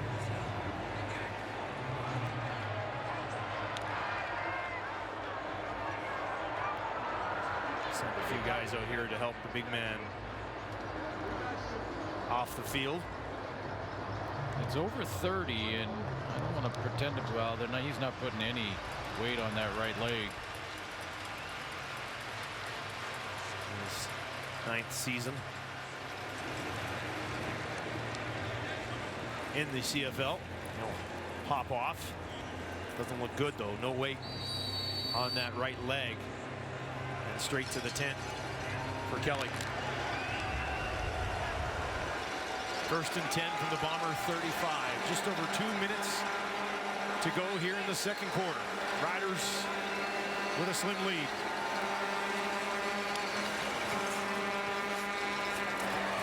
Completion. Dolegala almost sidearmed that thing to get it in to Emelis. Well, don't be surprised to see more quick game as they try and settle the O-line a little bit. They're moving Logan Furlan, the right guard, out to right tackle for Colin Kelly. And Bandy will play the right guard. So he's going to go to the interior of the O-line. And while they settle that down, either run game or quick game passing to get it out of Jake Dolegala's hands are going to be important. Well, that quick pass to Emelis went for 6, so 2nd and 4. Timeout, Saskatchewan. Riders call a timeout. Take a look at what happened to Kelly. He's up there at right tackle, and I don't think he gets hit. I think it was a non-contact injury. He's just getting into that pass pro stance. Yeah, just his knee locked. A lot of pressure when Jackson Jeffcoat is bearing down and pushing you like that. They've done a pretty good job keeping Dolegala on his feet so far today. No sacks for the Winnipeg defense thus far. They'd love one here, 2nd and 4. Dolegala gets it away, almost one-handed and hauled in by Schaefer Baker. Alexander is there, and that will bring up 3rd down. Jake Dolegala steps up nicely in the pocket here. He's just going to climb up into the pocket, and I'm watching the O-line for the Riders because against this front 4, it's going to be a challenge with that change and Bandy moving out or into guard and Furlan out to tackle. But Dolegala had lots of time there. He's just a little bit behind Schaefer Baker, and Brandon Alexander makes the play. Lawther hit one from a little bit deeper earlier in this game. He's hit 14 in a row now. 27-yarder from just inside the right hash. No mistake about it. knocks it home, and the lead sits at 6 with 90 seconds left in the first half of football. DeMario Houston just having an absolutely phenomenal season so far. For more on that, let's send it down to Britt Dort. Yeah, and he has a little bit more work to do tonight because he told us yesterday he wants 2 interceptions and 1 pick six in this game because he likes to make a goal with a little bit of a reach before each matchup. And when I talked to his head coach about those amazing stats he's had so far this year, he said there's an old adage in football that talks about if you want to get the ball, you have to get to the ball. And you don't get stats like that if you're not hustling. He also, Houston, told us this is his first Labor Day Classic because he was injured last year and it falls on his 27th birthday. So I'm sure a win would be a good present for him today, guys. Well, he'd love that, wouldn't he?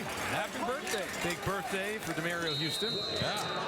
Well, he cut under that one to Tevin Jones, taking a shot at it, because if he gets that one, there's the pick six. That's a touchdown. Yeah, that's a touchdown going the other way. He was a little bit behind it, and Tevin Jones took it the other way for a big gain, but what a season he has had. 7 picks, and we're right around the midway point, just past it. Told me a couple of weeks ago in high school he had a season where he had like 16 or 17 interceptions in 12 games. Just ridiculous stuff. 2nd and 5. Collaros gets it away, looking for a big shot down the field, lays it out there. Schoen goes, but can't call it in. He can't believe it. Oh, by that reaction, it was right in front of Michael O'Shea and the Bomber bench. All bounced up on the roll. The ruling on the field is an incomplete pass. It's 3rd down. Jam at the... They say he didn't have full control until he rolled out of bounds. Well, he's inbounds with the knee now. Oh. But did it hit the ground? Sure looks like it on that last angle we had. Well, that official, I mean, no one had a better view of it than that official standing right there in front of him. If anybody was going to get the call right, it's the official who's right in front of him here. Oh, this angle will show it real well. It looked like he may have used the ground a little bit to help him. So instead of a huge chunk, they'll have to kick it away. Alford on the far sideline. Back outside the 35. Where it's DeMario Houston from Southern University, and the big rivalry for them was Grambling, and talked to us about it this week and how he loves these games. That's why I mean, when you're, you play in a sellout crowd, doesn't matter if you're the visiting team. You want to be the guy that just quiets them right down, just shut them down. If you want to do that, you get a pick six. Nothing better than a pick six or a block kick, maybe a big kick return, but these guys love playing in this game this weekend. Less than a minute to go. Bombers will bring a little bit of heat. Dolegala gets it away, has Emelis. Spins off a man, near side, 1st down, out to the 50. Emelis, his 3rd catch of the ball game, gets the job done for a 1st down. Yeah, he talked about this being real important against a real good Bomber defense, and saying, showing a lot of respect for the Bombers, especially up front. Said, they get pressure without having to blitz, and that means that as a receiver, we need to make plays after we catch it. We need to make some yak yards after the catch, and look at that move. Just hitting that A button. 1st and 10. Big Hill's going to come right up the middle. Dolegala spins away. Now he's taken down. Stayed alive for an extra moment. But the Bombers were hungry and got there.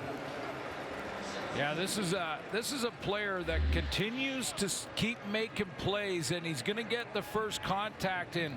Retta Cramdy coming off the edge. University of Montreal, and getting the start in this game tonight. He's the guy that flushes Dolegala up into the pocket and into the arms of Adam Big Hill. 3rd sack of the season for Big Hill. That backs him up big time. 7-yard loss. 2nd and 17 for Dolegala. In trouble again. Stays up. Heaves one down the field for Jones. Out of bounds. working against Demario Houston. Yeah, Houston just ran him out of room, and Dolegala was stepping up in the pocket trying to fade it to the outside. It just carried too far, but watch the matchup. Demario Houston loving this game, not biting on that first. Just think, you see, he on that play, Dustin, he thought about an interception 3 times. Every time he was running, he goes, okay, I got the guy. Maybe I can get it now. Nope, not now. I got the guy. I got him. Nope. I better check him. Okay, he's out of bounds. Okay. He did turn and hesitate and think, I'm going up. That's how you get 7. Korczak, low kick. Spinning and bouncing at the 11. Parker picks it up at the 6. Trying to stretch it to the far side of the field. Forced back up the middle. And that is where the Riders will gobble them up. And that will do it for the first half of a Labor Day battle between the Bombers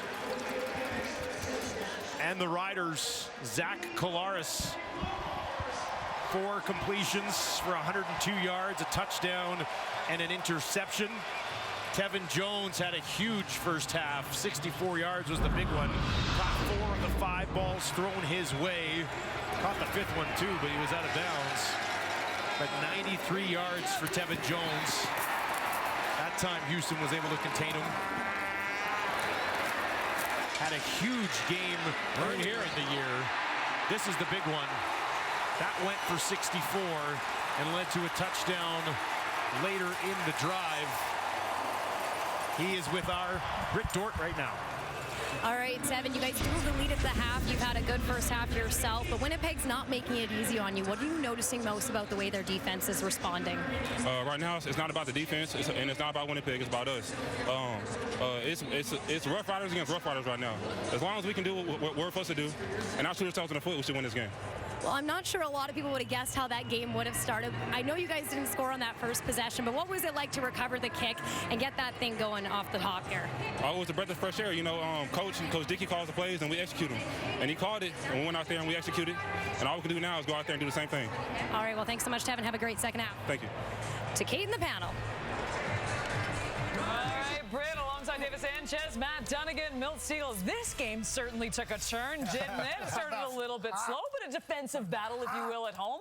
Zach Collaros, though, and credit to Jake Dolegala. He had a great first half. The numbers were fantastic. Yes. 198. But for Zach Collaros, and I know that Suits and Dustin mentioned it, at one point he was 1 of 5. He had 2 yards, but then he had that magnificent drive, a couple of amazing grabs, and he's got 102, and the Bombers right back in it. Yeah, Kate, and you know, this game, we talked about it. Anything can happen. You just wipe the records clean, and this is exactly what you get. You saw Brett Lowther opening kickoff, beautiful execution there, and Saskatchewan had all the momentum, shutting down a guy that lives for these moments in these games. 6-0 coming into this football game, and he did nothing up until this point in the second quarter. He finds his 3 guys. Dalton Schoen for 20, gets them going out of their own end, and then this, I love it. Move him, get him out of the pocket. Saskatchewan's been feasting on him. Then Dembski comes up with what I think is could be catch of the year so far. And then this throw here, Wolotarski says, I got one for you. Let's put it in the end zone.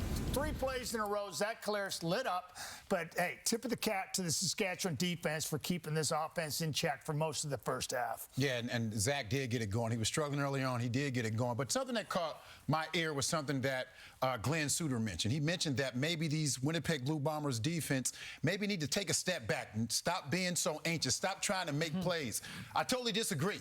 There's a reason that Houston has 7 interceptions. There's a reason that Winston Rose has been an all-star, because they take these chances. Yes, this may happen every now and then, but if I'm DB coach Jordan Younger, if I'm defensive coordinator Richie Hall, I'm saying no. And I know I got an all-star DB up here who may or may not agree with me, but Chaz, I'm saying no, guys. Keep doing what you've been doing. You know, I agree with what you're saying, because you want to look. These guys make plays because they use their instinct to make plays. You don't want to take that away from them.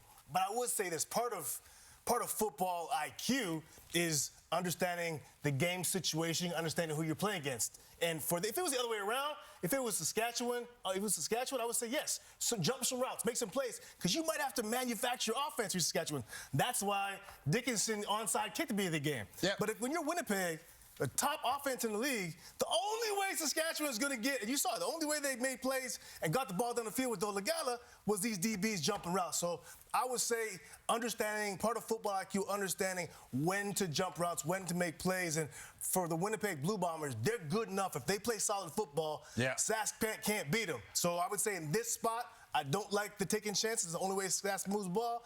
Other times, maybe. No, but as a DB, as a defensive coordinator, I don't want my guys out there thinking. I want them out there reacting. And I know you want them to have high IQ, but if you're good enough, if you're a good enough athlete, if you know you can make those plays, every opportunity you get, don't take it. Don't think about it. Don't say, oh, I don't want to think about it this time. I don't want to do it this time. Every opportunity you get, take a chance. If it doesn't work for you, I'm okay with that. Undercutting routes can get you, might get you a pick. It can get you a pick six. It can go both ways. Yes. Jake Delegado. Cut away, boys. I can see both sides. I was assuming those DBs were undercutting because it was Jake Dolegala. Like, if we go back and look at film, you're right, though. Like, with Houston and everything. It doesn't matter. I mean, come on. Nobody's undercutting me, Milt. We know that. We know that. Yes. All right, coming up after the half, Paul LaPolice has been working on Coach's playbook. He had 52 plays cut. We made him scale it back to 3. Lapo coming up next. Short kick, what a start! Luther hops all over it. What a way to start this Labor Day clash. And it's intercepted. Knew he'd do it. Of course. Knew he'd do it. Nick Marshall hauls it in. Tavares in trouble, and he's going to be thrown to the turf. Tevin Jones, biggest play of the ballgame. Has a completion near side and picked it. One-handed and hauls it in. Spectacular stuff from Dembski. Down the field, laying up for it. Touchdown.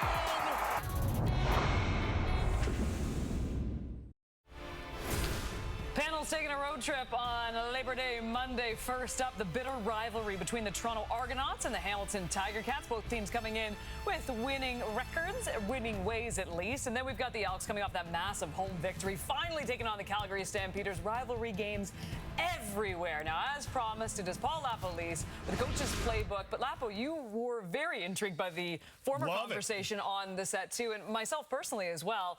And we were talking about these DBs undercutting and basically what the DCs were saying to the guys on the field. Yeah, I love that conversation between our two panelists. Here's what the D coordinators are doing to make it easier for some of those corners to read the routes and make a decision and go really fast and make plays. So if you watch here, they have a safety working to the boundary, plus the halfback works to the boundary, and that allows the corner to be a low player looking inside at the quarterback. The two deep players take the deep corner, allows the corner to make it. Now watch Saskatchewan. Nick Marshall, he's now watching, and the beauty of being a low trap corner is he can run in and be in a full speed sprint while he's watching the route and the quarterback. Now I'm a little concerned about Nick Marshall, whether he had help over the top on that one. He sometimes likes to jump things. I think that's what happened on the Woltarski touchdown, that he kind of jumped the underneath route and they went over the top of his head. But the ability of these low corners to be able to drive those underneath routes. And I'll tell you, Saskatchewan's done a great job defensively. Zach's got 102 yards. 2 yards the whole game except for that last one drive where he had 100 yards in one drive. And very quickly, so I know we're running out of time, but just as an OC, how do you adjust in the second half knowing this now? Well, you know, certainly they've got to make sure, I got to keep giving Brady Olvera the ball and then make sure you're doing good things on first down. I'm running the ball. All right, great stuff, as always, from Paul LaPolice. Don't go anywhere. We've got statistics coming up next. Riders currently up 13-7 over the Bombers. It's Labor Day Sunday.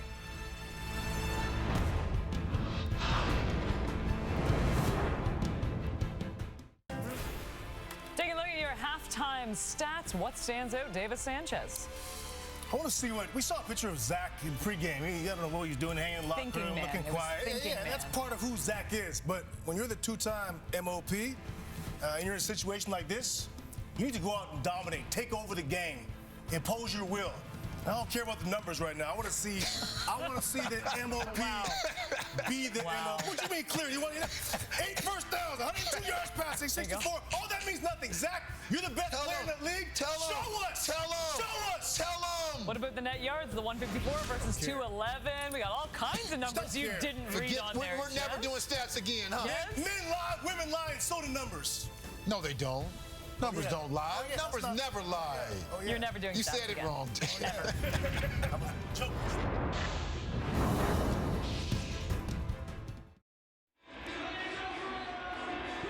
Welcome back to Mosaic Stadium, where the Riders lead the Blue Bombers 13-7 as we get set to begin the third quarter. Brady Oliveira, Bombers running back, is with Art Brittorn. Well, Brady, it felt like your team was really picking up steam there as the second quarter closed out. So what was the message to try to keep that momentum rolling here and get the lead tonight? Yeah, I mean, there's still a lot of football left, another 30 minutes. We got to go to work. We got to execute. When the ball comes your way, you got to make a play and just stay together as a team. There's lots of game left, so let's just go to work. Well, you were kind of a bright spot in that first half, 62 rushing yards for yourself. Knowing the way Sask defense has responded so far, what adjustments do you have to make sure to stay dominant out there? Keep executing. Whatever Buck calls, let's go out there and go to work. Let's execute, be physical as we can. Let's go to work. Thanks, have a great second half. Thank you. 8 carries, 62 yards for Brady Oliveira, 36 away from 1,000 on the season, and what a weapon for offensive coordinator Buck Pierce. Well, and they did get the passing game going in that last drive for a touchdown for Zach Collaros. So we're back to their normal game planning. Riders with the lead, and they will have the ball to start the third quarter. Mario Alford with some blocking, finds some space, stays on his feet, still going. Excellent field position for the Riders off a nice return from Mario Alford. Let's take a look at Jake Dolegala's opening half. Well, it was an up and down half, I think, in the first half. He made some plays, but had that big drive for 8 plays, 102 yards. Great discussion at halftime by all-star receiver and an all-star DB talking about it at these corners, taking some chances and cutting underneath, and Dolegala took advantage of it a couple of times. I'd do it against a young quarterback too. Riders have lost 6 in a row to Winnipeg. They'll start on the ground, and it gets finished on the ground immediately. Jeffcoat all over Jamal Morrow, who was held to just 7 yards in the first half. Yeah, Jeffcoat wasn't playing the fake, was he? Not for a second. He was crashing down. He just said, I'm going to go right to the run play. Now, he had Cramdy on the outside, so he didn't have contained responsibility there. Richie Hall dialing up a nice edge defense. 2nd and 13, 4 options to the wide side left here for Dolegala. In trouble, taken down. Adam Bighill with his 2nd sack of the ball game. This is how you start a half if you're the Bombers defense. Yeah, and talk about football IQ. Watch how Adam Bighill will angle himself this way with the tackle and then come off the edge. It's like a way to buy himself that good angle. He goes outside to attack the tackle and then come off the edge. So Lofton gets pushed wider and he closes in from outside in. High kick from Korsak this time. Taken just outside the 10 on the return. Parker taken down just outside the 20. Zach Collaros in the first half. Started slow, finished strong. Yeah, Nick Marshall got him early on in the first quarter with an interception. And he had completed just one pass for a lot of the quarter, and that was an underhand kind of toss, which registers as a forward pass to Nick Dembski, but he got that one drive going. Dembski with a great catch down the sideline. Found Wolotarski for the touchdown. And get that little bit of traction for that Bomber offense.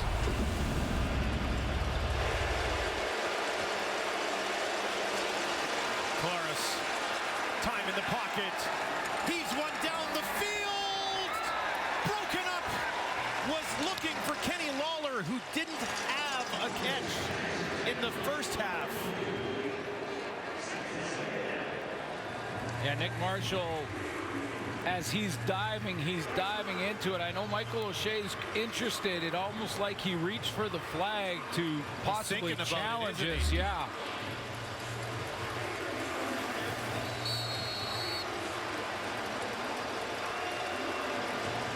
There's Lawler right there. He's a 3 receiver to that 4 receiver side. He's got to work to get to. I think Nick Marshall turned nicely to play the ball. No challenge, 2nd and 10. Collaros dumps it off. Ball knocked loose, scooped up by the and they'll take it home for a touchdown for now. Miles Brown on the fumble recovery, but will it be ruled an incomplete pass? Incomplete pass. Yeah, it will. Third down. Jason Shivers. Things continued there. Jason Shivers was trying to motion to the official that this was control, but you're going to see a great angle of it here. Watch Oliveira out of the backfield. Does he have control of it when it's popped out? Now that's super slow motion, so it twists the perception of it, perspective of it, but looked like he was still bringing it in as it was knocked out. yeah, you can have control without putting it under your arm. Yeah. But that happened pretty quickly. Incomplete pass was the ruling. I think they got it right. Jamison Sheen, low driving kick, bounces at the 39. Alford picks it up there. After a 49-yard kick, takes it back just shy of the Rider 50. Nice field position for Nola Gala when we return. Samuel Emilus, Saskatchewan Roughriders. Down the field for Emilus. Holy smokes! What a catch by Emilus! Goes up and gets it. You're watching the Labor Day Classic on TSN. It has been fun watching him kind of break out this season, hasn't it? Mini S.J. Green right there. 1st and 10. Back on the ground. Short pickup, but more than they've gotten on a few other occasions into the hands of Jamal Morrow. They're certainly not going away from it just yet. No, and I don't think they should, but, you know, a couple of runs where they looked like they were getting the run game going. They had penalties that brought the gains back. Kelly Jeffrey wants to try and keep some balance in there, not put his quarterback in a constant passing situation.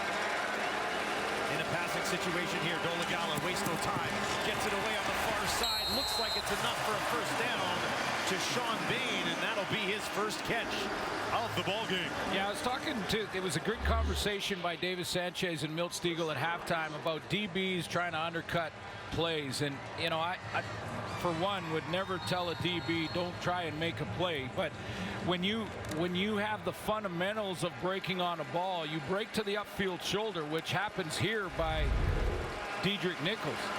Break to the upfield shoulder. If you feel like you can get it, use your IQ cut underneath.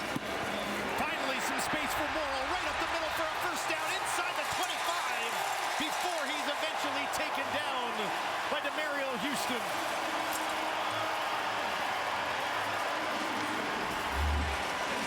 Bradley's coming from the backside, and it's just too hard an angle to get there. It looks like he has the only crack at it.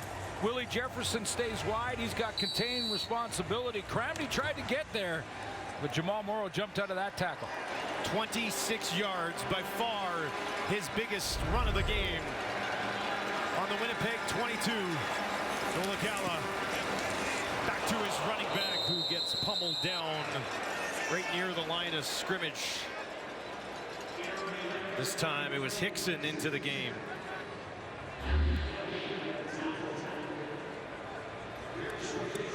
Watch a little bit of physicality here, and the hole just wasn't big enough. No. He tried to sneak through.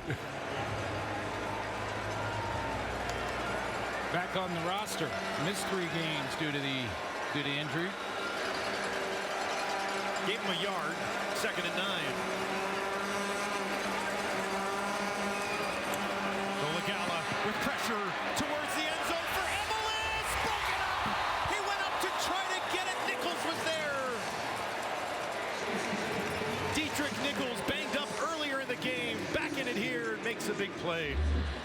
Well, based on the game against the Lions, you know, I'm not surprised that Jake Dolegala will just take some chances with Sam Emilus, and even though he may be covered, just give him a chance to go up and make a play, win a jump ball. He did it a couple of times against a good Lions secondary, but this is what Demario Houston was telling us about Dedrick Nichols. He may not have a pick, but he is one of the all-stars back there. How quickly did he close at the end of that play to get over there and get his arm on that ball. Lothar knocks another one through. 16 in a row for Brett Lothar. 16 points for the Riders.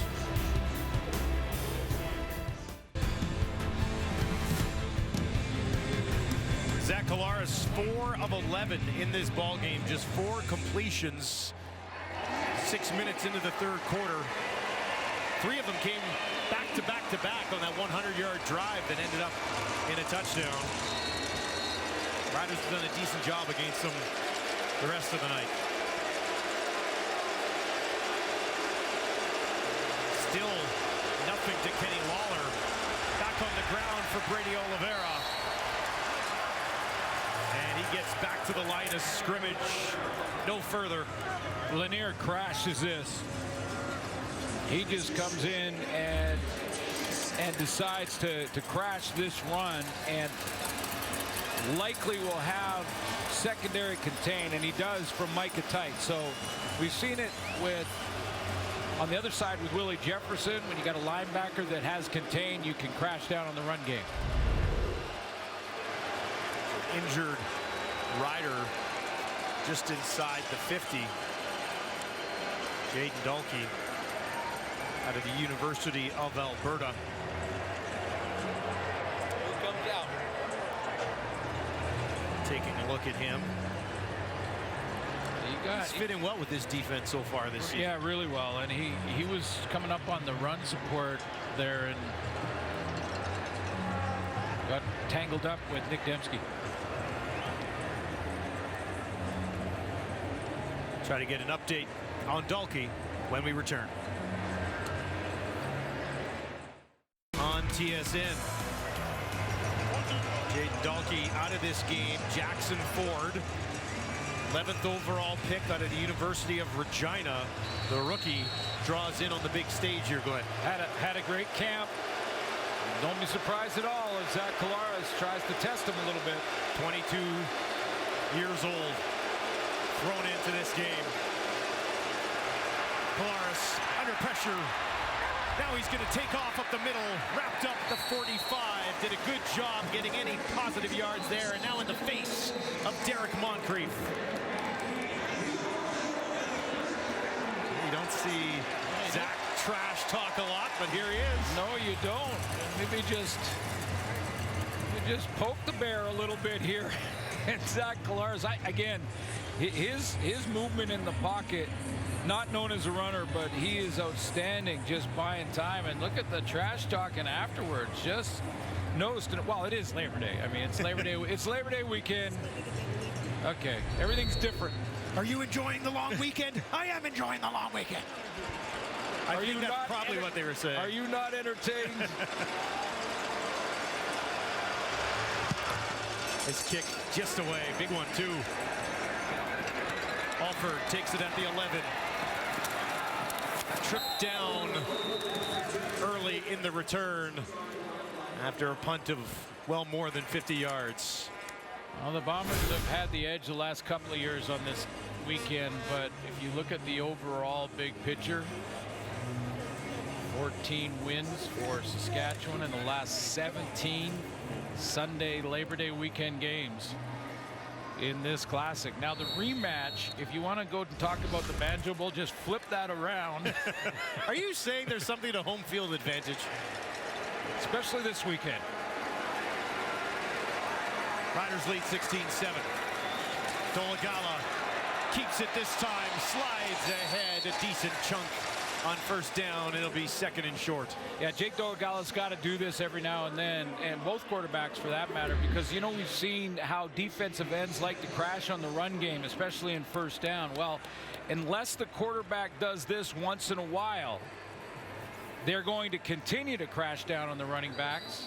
So you have to keep them honest by pulling it one or two times.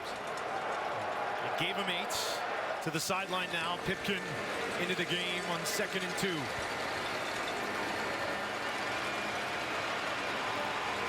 Pipkin with a touchdown earlier in the game, trying to string it out. No, takes sir. a loss on the play. Evan Holm was all over him.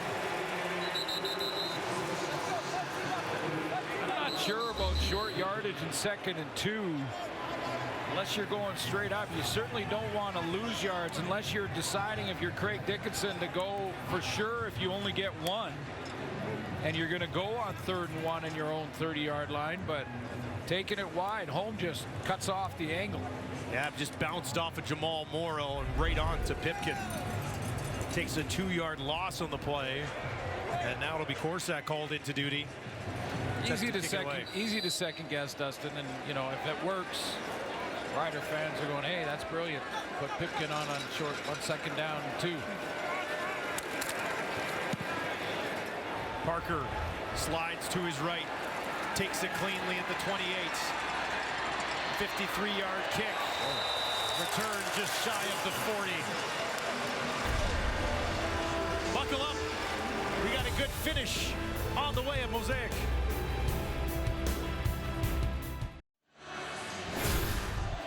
Well, after a couple of penalty-filled seasons for the Riders, they've dialed in the discipline this year. For more on that, let's send it down to Britt Dorr. Simply put, penalties equals points, and that was the message from day one this season from head coach Craig Dickinson, who knows this team had a problem with it last year, and I'm sure he was reminding them of it at halftime when they had took 6 in those first 2 quarters. And you might have seen maybe a couple guys in the locker room doing some push-ups, because he told me that that was a team-mandated punishment that they came up with, that you do push-ups if you're the cause of a penalty. If you jump offside, you're doing it. And Larry Dean told me you might even see guys on the sideline during the game doing their push-ups if they took a penalty. When they're watching film, he says the whole group does it. Doesn't matter if one guy jumps offside, we're all offside. So head coach Craig Dickinson's message, something that's in our control that can help us win games. Let's play with discipline and have a high football IQ, guys. This just goes back to one of my theories that doing push-ups suck. Right? So you want to stay disciplined. Well, it's also about taking accountability, and that's exactly what Britt was mentioning, that you got to stand up in front of your teammates. Kolaris, a hold here as he gets out of the pocket, dumps it off to Dembski. Dembski just shy of a first down, but as Zach maneuvered out of the pocket, a clear hold against his offensive lineman. Yeah, you talked about these 2 teams being the top 2 teams in the league and fewest penalties. Holding, Winnipeg 64. It's a 10-yard penalty. We'll replay first down. And that one's going to put them back on a 2nd down over, but you know, that accountability being so important.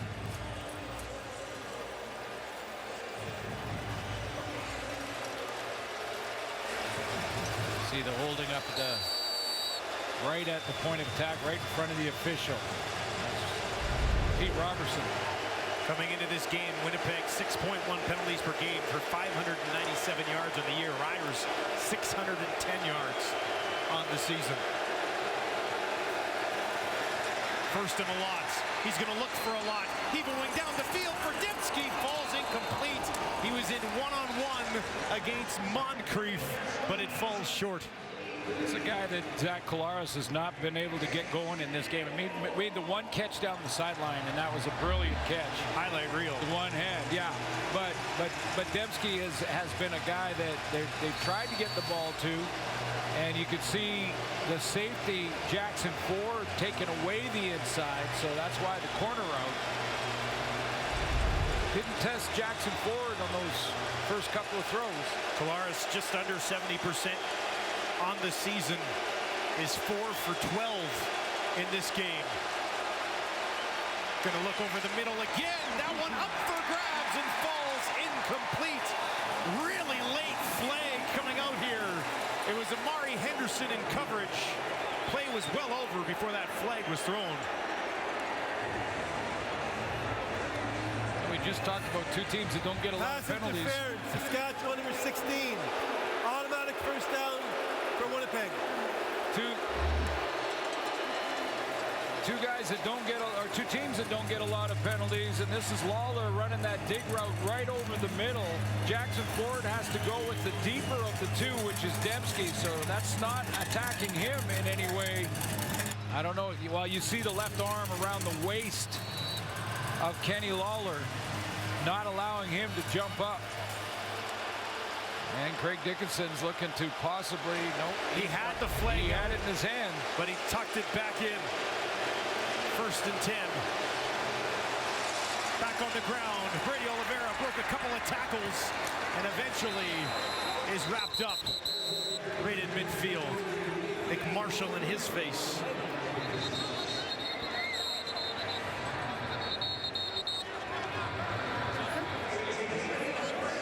Conversation continues. Just talking about the pass interference, I would suggest again.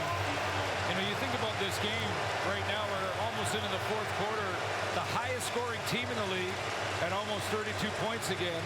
The Riders give up a ton of points on defense, 9th in the league at 27.2.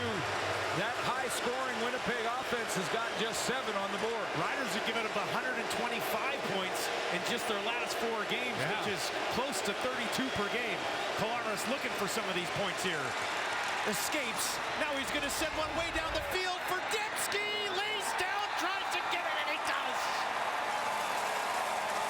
Nick Dembski inside the 5. There's the big play to number 10. And here's the subtle negotiation of the pocket from Zach Collaros, who doesn't get enough credit for this. He works on this. He said back in his days in Hamilton, Tommy Condell would tell him, you know, sometimes it's not you running. You see a lot of running quarterbacks in the CFL, but it's not that. It's just little movements. Oliveira stuffed. Just a subtle shift, one side or the other, climbing up in the pocket. We see that all the time from all the quarterbacks. But his quick feet and ability to adjust there, get an extra second or two, and he finds Dembski on what they started out by calling the Willie Mays throw. Now they call it the Dembski. He Dembski'd it. He Dembski'd. Prukop into the game, 2nd and goal from the Rider 3. 4 rushing touchdowns this season for Dakota Prukop.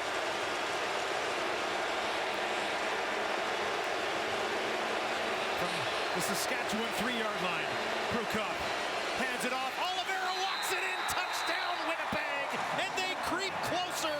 Brady Oliveira finds the end zone. 5th rushing touchdown of the year. Oh, boy. Here we go.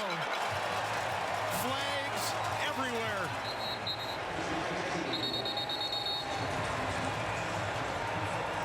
This is all extracurricular, isn't it?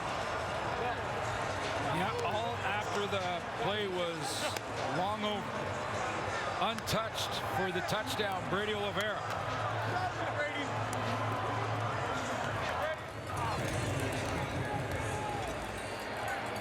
So you've got 1 vote for top Canadian for the Winnipeg Blue Bombers. Who you got? Don't ask me that.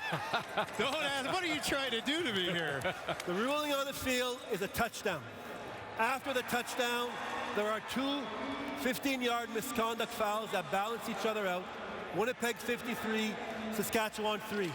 We're going to do the cover now. Ben Major has done a nice job of containing that and doing sort of the offsetting penalties for the after the whistle stuff. And there goes Oliveira off the left side, nicely blocked up front. He's not even touched for the touchdown. Well, I think I would vote for Brady Oliveira. Castillo makes it a 2-point ball game with 1:21 remaining in quarter number 3. Well, I tell you, that was well blocked up front. Just straight down blocking here from the O-line. Down block, down block, down block. And then the fullback, Damian Jackson, he's going to come across with the kick out. And watch how well blocked this is. Here comes the kick out block on Moncrief. Right there. Moncrief gets turned away, and Oliveira walks in. Monster season continues for Brady Oliveira. Well, that's when you're an OC, that's you draw that up, and that's exactly how you hope it looks. Down block, kick out from the fullback, and away you go.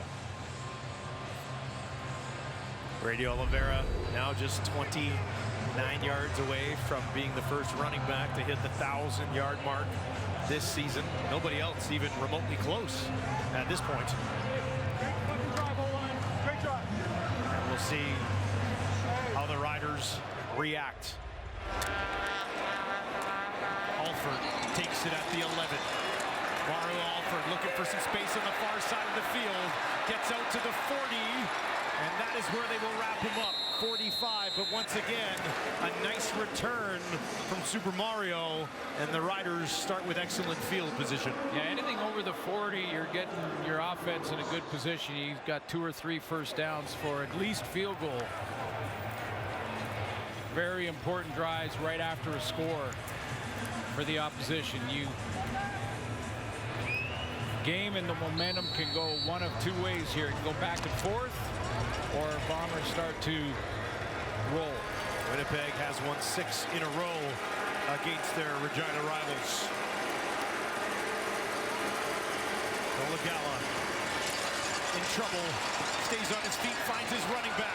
Jamal Morrow looking for space, near side, and he's got a first down. Not exactly how they drew it up, but it works. Yeah, this was an offensive coordinator. Unlike the touchdown we just showed you when you draw it up and that's exactly where you want it. Well, this one's drawn up as an intermediate throw. Go ahead and run it, guys, because Dolegala's got to make it up now. He wanted that out route down there, didn't like it, pulls it down, bumps into his own guy, sees the check down in Morrow. Morrow makes a couple miss. That's the exact opposite of drawing it up and seeing it executed exactly the way you drew it up. Big Hill and Rose had cracks at him. Dolegala again, this time down the field, and that one is incomplete. It was his running back who he was looking for. Like they brought a little bit of heat up the middle again. 2nd and 10. Yeah, and I don't think Jamal Morrow knew he was the primary target. He came off the line of scrimmage, and Kyrie Wilson was in coverage kind of high on him, and he kind of 3/4 speeded off the line, and Dolegala threw it out there and he couldn't adjust. Riders work from the Bomber 50 late here in the 3rd quarter. They'll hand it off down to the 45. Again, right on that bubble as to where you're either kicking a field goal or going punt here. Or in some cases, some teams and some coaches will actually elect to go for it on 3rd down here. Now Lother is out there. His season long is from 54. He hasn't missed from inside 51 since week 1. He's going to have to drive this one. This is a long kick. It means it's low coming off the tee. 53-yard attempt from just inside the left hash on Labor Day for Lother. That one is up, and it is good with room to spare. Brett Lother remains red hot. 17 straight field goals, and the Riders lead by 5.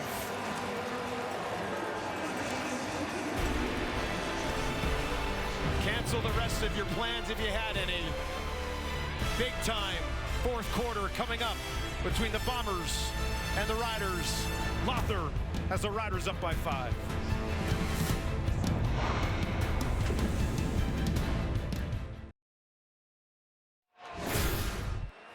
Riders leading Bombers 19-14 after 3 quarters, as we have a perfect Sunday to sort of wrap up the summer here.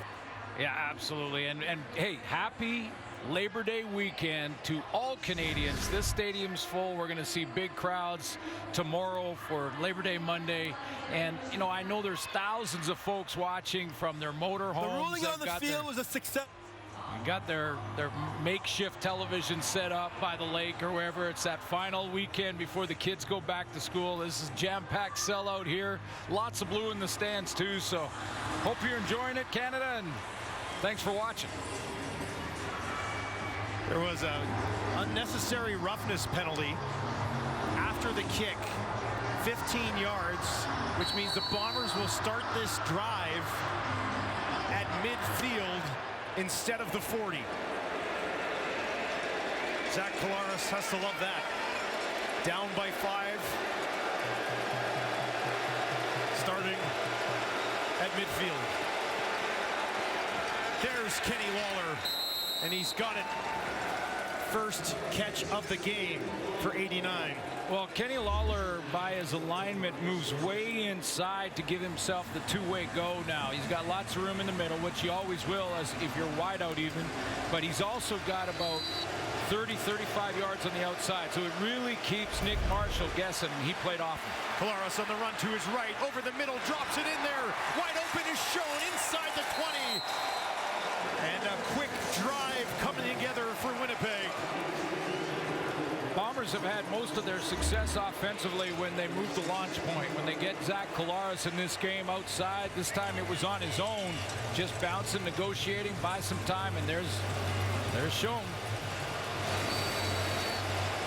This is the area where you go back to 83. Is it nose for the end zone. 7 touchdowns on the year for Schoen after 16 as a rookie. Bombers inside the red zone from the Rider 18. Gets it away quickly to Dembski, looking for a block. Dembski makes one man miss and takes it just inside the 10-yard line.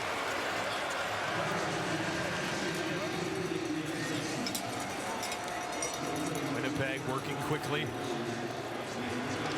Absolutely, little tempo, call it at the line of scrimmage. Make some substitutions now because they realize that it's real short and going with short yardage team. Prukop gets the call here. Over the years, they've worked him in passing once in a while. Oh yeah, in these types of situations. Maybe he'll just push ahead here, try to pick up this first down. That's exactly what he does. And he gets the job done effortlessly, really. Great push from that offensive line. Jeff Gray, Stanley Bryant, little road grading off the left side. They bring in Eli to help out. Almost play like a tight end, and what a push off the left side.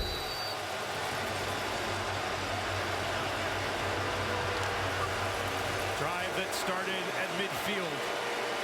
Quick work for Winnipeg. First and goal from the Rider 6, looking for their first lead of the ball game. Collaros dumps it off. Bailey stays on his feet, at least momentarily.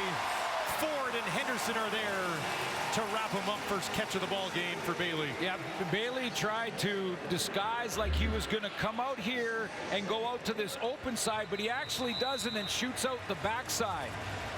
This is to try and get the Rider defense to over-adjust and react to that open side of the field. They don't play sound football, and it's Jackson Ford, the backup safety that's in for Dalkey, that makes the tackle.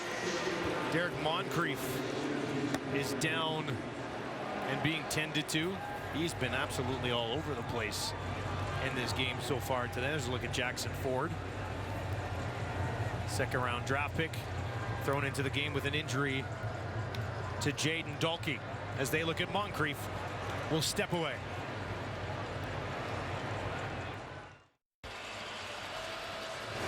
TJ Brunson into the game for Moncrief, who looked okay. He hopped up and ran off the field. A little bit of a stinger there. Bombers down by 5. Working from the Riders 7. Watch Dalkey.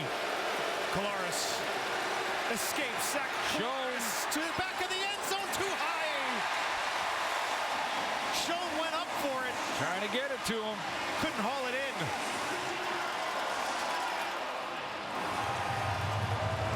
And a short field goal attempt coming for Winnipeg. Yeah, this is the area where they love to go to 83. This is Dalton Schoen.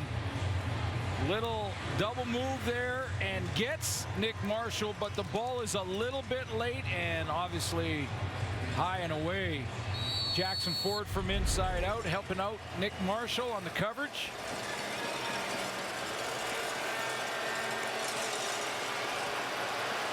Sergio Castillo, a chip shot here, just shy of 93% so far this season.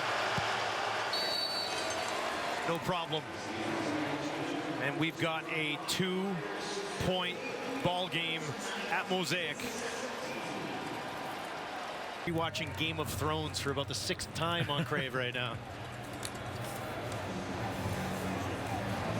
We've got a tight ball game here, don't we? Oh, yeah.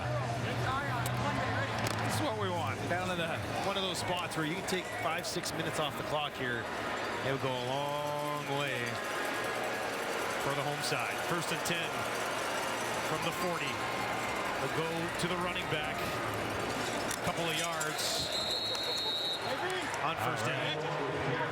Packed house and a souvenir for the crowd on that last field goal for Winnipeg. Here it goes. Kick is up. It's good. And watch the good hands in the end zone to Glowman. He's got that fluorescent green going on there. A great shirt and even better hands. 2nd and 7. Just over 10 to play.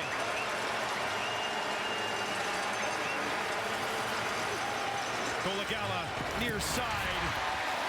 Got it into the hands of Bain, and he turned it upfield for a 1st down.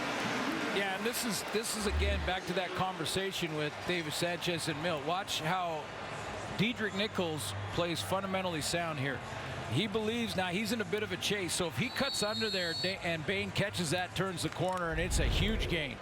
Played it smart, pushes him out of bounds, live to play another day. That's fundamentally sound football. Fresh set from their own 51. Near side. Jones hauls that one in, but he's wrapped up immediately by Houston. And that'll limit the pickup to just a couple of yards. Yeah, Houston took a shot at trying to knock it down. Stayed close enough, though, he could wrap him up. Yeah, look at him shaking his head. He was inside position, eyes on the quarterback, and he jumped it, and then he went just cautious a little bit there, makes the tackle. A bit of cat and mouse game going on with these corners on both sides, which is fun to watch. 2nd and 8 for Golagala. Has time and throws that one incomplete. Miscommunication there with Tevin Jones. Well, they wanted a double move. So because of what Demario Houston's been doing, cutting under a couple of plays, they go back to that, and this time they try to get Tevin Jones on a double move. So make him jump it, try and get him up, and then he didn't bite. He didn't bite on it, so Golagala threw it back shoulder.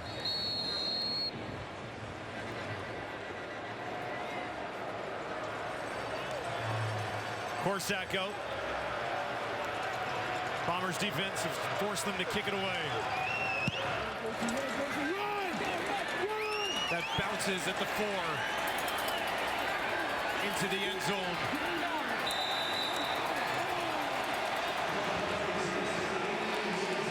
I mean, no yards.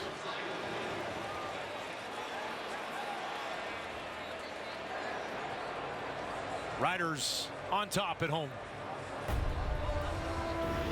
I'm Zach Kolaris, quarterback of the Winnipeg Blue Bombers.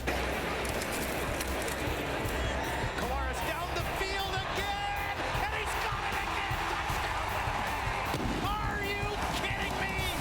And you're watching the Labor Day Classic on TSN.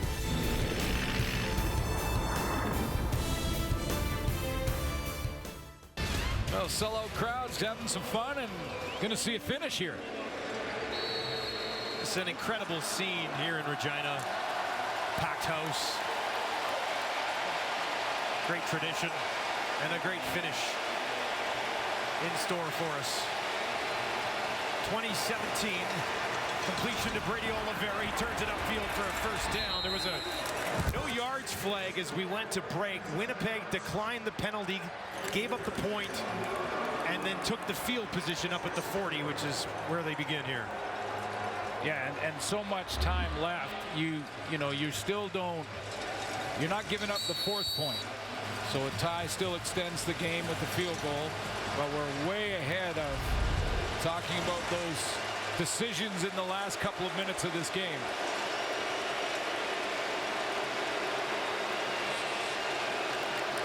Crowd at Mosaic trying to crank it up a notch here. They'll give it to Dembski. Dembski turns it upfield, finds some room, and is wrapped up. Pretty good tackle there by the rookie Ford to stop him just shy of a 1st down. Just 2 outstanding play calls from Buck Pierce. plays we haven't seen in this game tonight. Seen it before for the Bombers, this fly sweep underneath to Nick Dembski. That first one, they had Lawler and Schoen going full speed down the field and got Brady Oliveira out of the backfield with lots of space. And this time it's Dembski's turn on the second play. Big boys in, including Prukop, to pick up the yard they need. Straight ahead again. One of these times I kind of expect him to emerge on the other side of the pile. Well, he goes off that left side, and that's Stanley Bryan and Jeff Gray, and he's done that twice now. And they needed 2, he gets 4.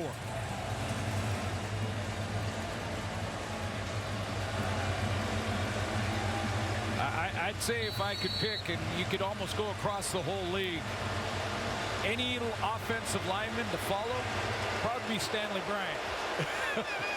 He'd go early in a draft of offensive linemen. There's no doubt about that. Oliveira right up the middle, tripped up, stumbles, but still rolls ahead for what might be very close to a first down, just shy. It might be Prukop time again. His high percentage plays from Buck Pierce here. Get Brady Oliveira up the middle, a little fly sweep to Nick Dembski. That swing pass to start this drive to Brady Oliveira, and then back to short yardage. Because it's worse, you just go behind that left side of the offensive line again. Prukop this time changes it up. And he's got another first down. Yeah, clearly he heard us. Clearly he heard us. He said, no, I don't mind going either way. Because I got Jamarcus Hardrick and Pat Neufeld on the other side. And folks in the province of Saskatchewan know all about Patrick Neufeld, U of S grad.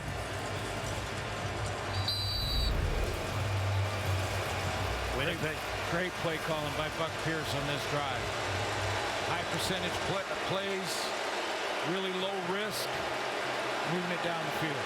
Winnipeg driving here, down 3. Kolaris over the middle, has a man at the 10, staying on his feet, still going is Schoen, and eventually Larry Dean has enough and takes him down. Third catch of the game for Schoen. Yeah, Dalton Schoen is a 2 receiver to the short side of the field, and a couple of times now backup safety Jackson Ford has favored one side, almost like cover 2, so the middle's vulnerable. Brady Oliveira breaks 1 tackle, couldn't avoid the second and third, and they stop him at the 5. Cover 2 just means too deep, but if you give it away too soon or too early against a veteran quarterback, he'll go right over the middle. That's what Dalton Schoen, exactly where he went. And there's that second first down run to Oliveira. This is Dalton Schoen time again. Second and goal from the 5. Bombers have yet to lead in this ball game. Kolaris keeps it, gets it away, incomplete, might have been deflected at the line, and that brings up third down. Well, that was ill-advised from, I believe it was it Pete Robertson, or was it? No, Pete Robertson got his hand on the ball. Kolaris still down on one knee. Well, after the throw, it looked like a rider. It looked like what it might have been a linebacker who almost headbutted him. And now here's a late flag. After the play, we have a major foul. Unnecessary roughness. Saskatchewan, number 45. We're going to go up half the distance. It's going to be first down for Winnipeg. So the flag has been thrown on this play.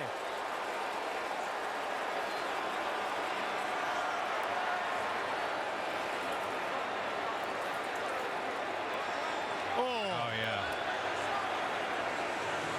Yeah, that's going to get called every time. That's just a bad decision by Pete Robertson.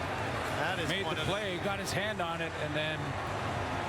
That is an all-time bad decision from Robertson, considering everything was good. And now the injury spotter is going to take Zach Collaros out of the game, which he doesn't like, but that's the right thing to do.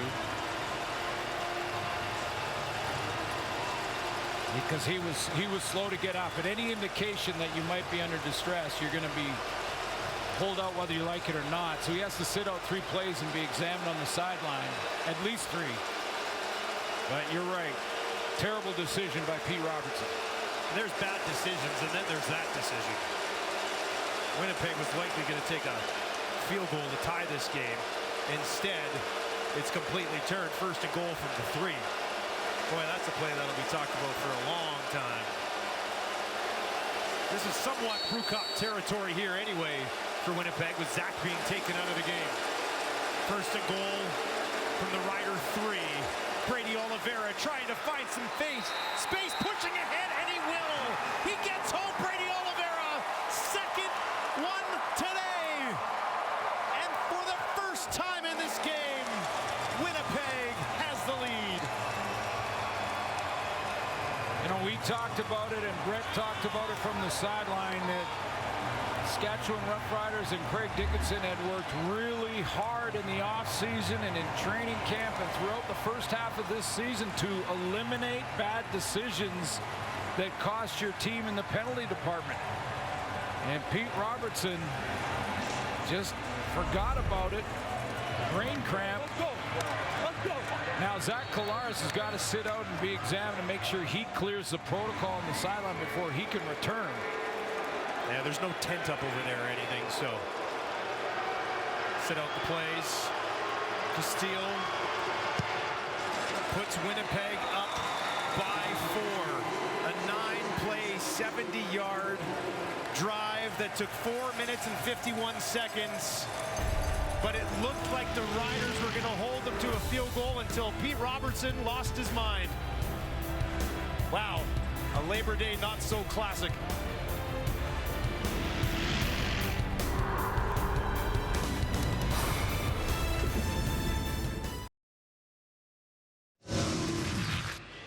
Well, this is the touchdown drive. Let's go back. 8 solid plays from the Bomber offense. Great play calling. Shot over the middle to Dalton Schoen.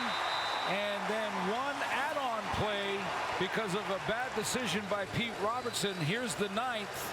It took 4 minutes and 51 seconds. Went 70 yards for a touchdown. That's the difference. That one decision.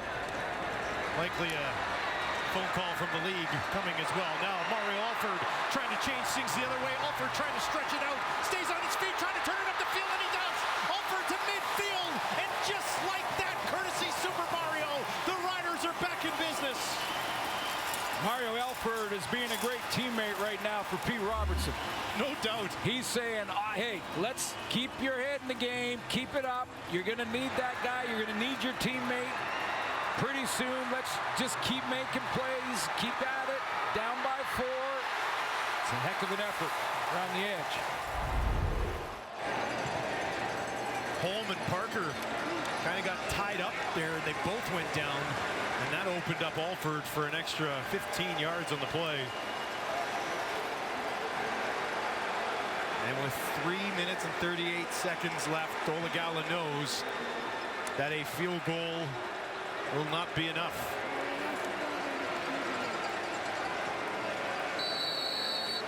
He's 14 of 26, 231 yards passing. Thrown to the fire here. Bombers bring some pressure. Dolegala, high pass. Misses everybody. Had Emelis over there, and we know he likes to high point the ball, but he would have had to have been as tall as his quarterback to haul that one in. Yeah, this is just a little hitch screen. And the idea being that Emelis catches this and then makes a couple moves. We've seen it before in this game. That just sailed on him. 2nd and 10. Huge down here. Dolegala over the middle, and that one incomplete. Schaefer Baker covered well.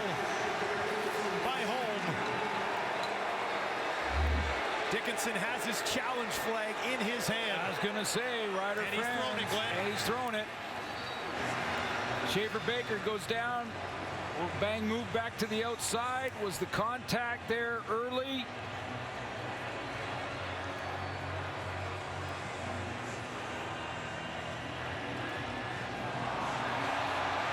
Was that hand holding the hip down? Not allowing him to jump. Did the hand, the left hand? Saskatchewan is challenging the ruling on the previous play. They believe there should have been pass interference. The play will be reviewed.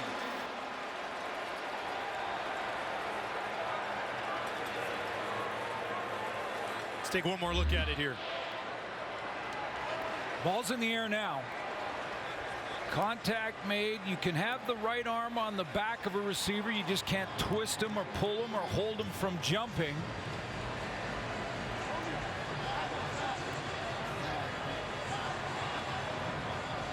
It's close, isn't it? Yeah, that's a tough one. That's a real close one. I mean, the contact's made early. It's got to be determined by the command center if home didn't allow Schaefer Baker to jump. What's his process going up stalled by the contact, basically, right? Here's his route, Dustin. He's going to go in there and then back out to the outside. And he's able to run his route. There's no interference prior to the ball. Now the ball's in the air. It's just a matter of, was the contact early, and did it not allow him to fully extend? Very close. I would not want to be in the command center making this call right now. Because you're right, Glenn. It's a split second. It's a timing thing, isn't it?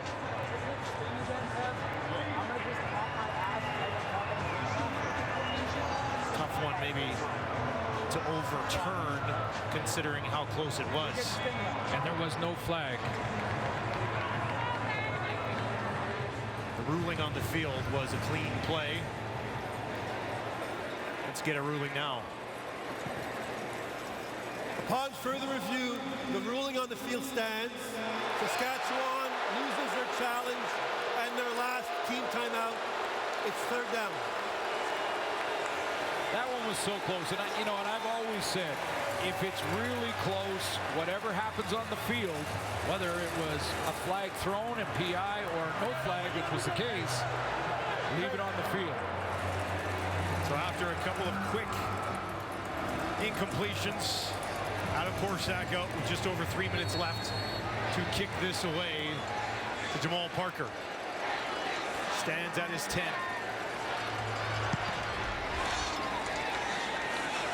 Parker will watch it bounce. And that one will trickle into the end zone. And he will once again take a knee. Less than 3 minutes to play. It's a big point. All of a sudden, it's just a 3-point game.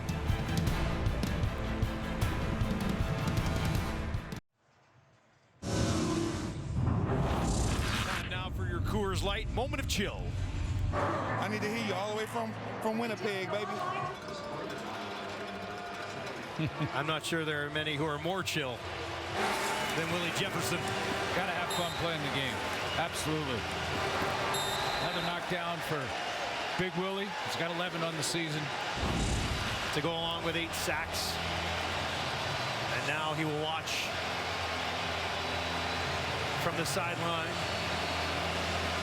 as his team with just a 3-point cushion. Well, that's a big point to give up. A little surprised the Bombers did that. They get better field position, but now a field goal would tie it. They're probably thinking their offense seals it away. They'll hand it off. Brady Oliveira found a little bit of space. Going to get about 3 yards on this first down carry.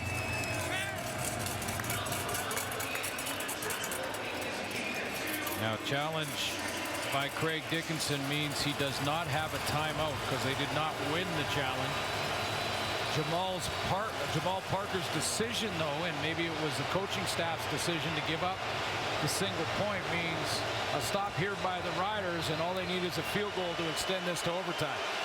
Crowd at Mosaic to their feet. 2nd and 7 for Collaros. Gets it away. Marshall knocks it down. He was looking for Lawler in the veteran corner. Bats it away. 3rd and 7 for Winnipeg.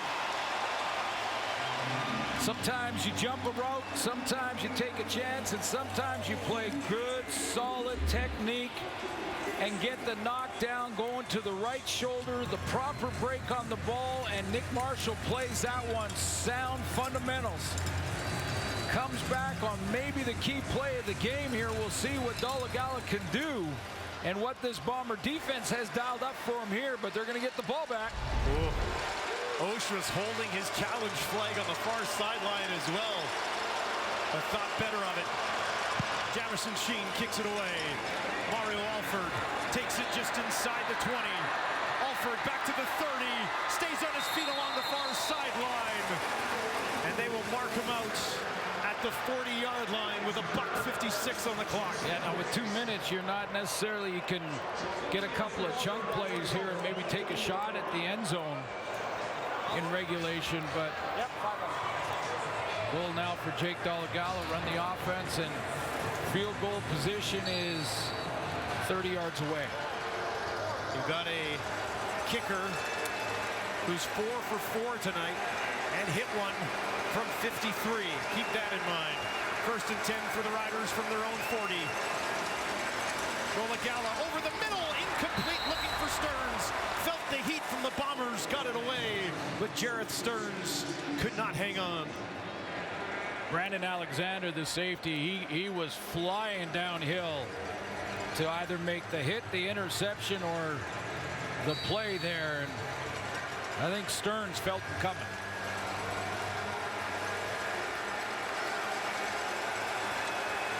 Second and 10. Down by 3 for the home side. 4 options out to the wide side right for Dolegala. Looks that way, throws that way, has a completion, trying to push ahead just shy of a first down. Is Sean Bain Jr. They'll be about a yard short. Jake Dolegala looked outside beyond Sean Bain. Watch him, eyes outside, and then right hard over the middle, extra couple of yards. Inches. Dolegala stays in this game, trying to push it ahead, and he's got enough for the Rider first down. 1:41 to play.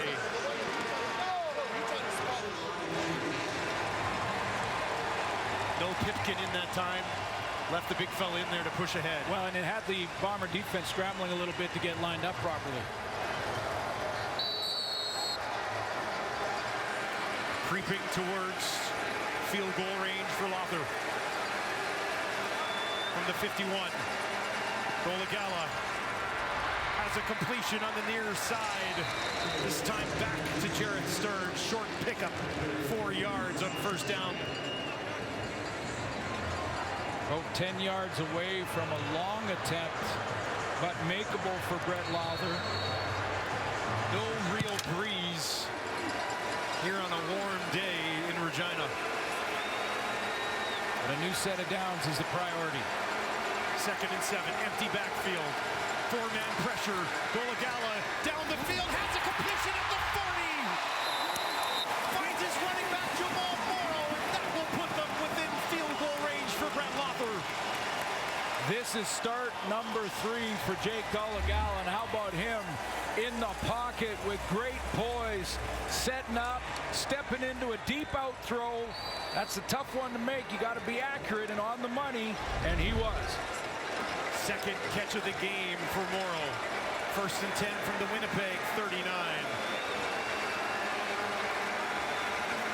Big Hill trying to get there. They dump it out to Morrow. Takes it inside the 40, down to the 30, stays on his feet. Jamal Morrow finally tripped up at the 15. Almost a house call, but the Bombers are there to wrap him up with 61 seconds on the clock.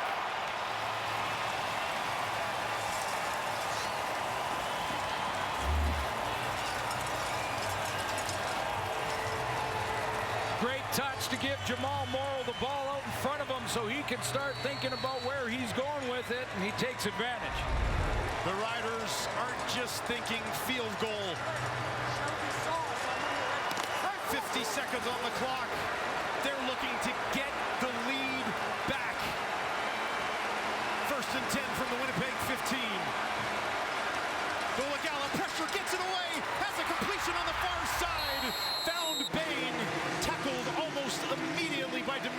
Houston.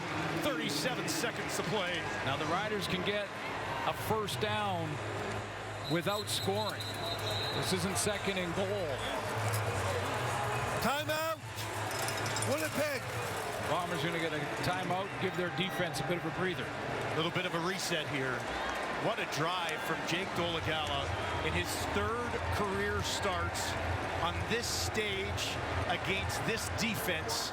And he has marched the Riders within striking distance. Richie Hall, defensive coordinator. Does he dial up full blitz and see if Jake Dolegala can recognize it, take the hot route? Does he play press man with? They got to hurry. Got to get out there.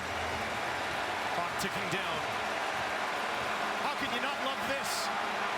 Dolegala batted down, hung up there for a moment, but that will bring up third down. It was Kyrie Wilson who got in his face.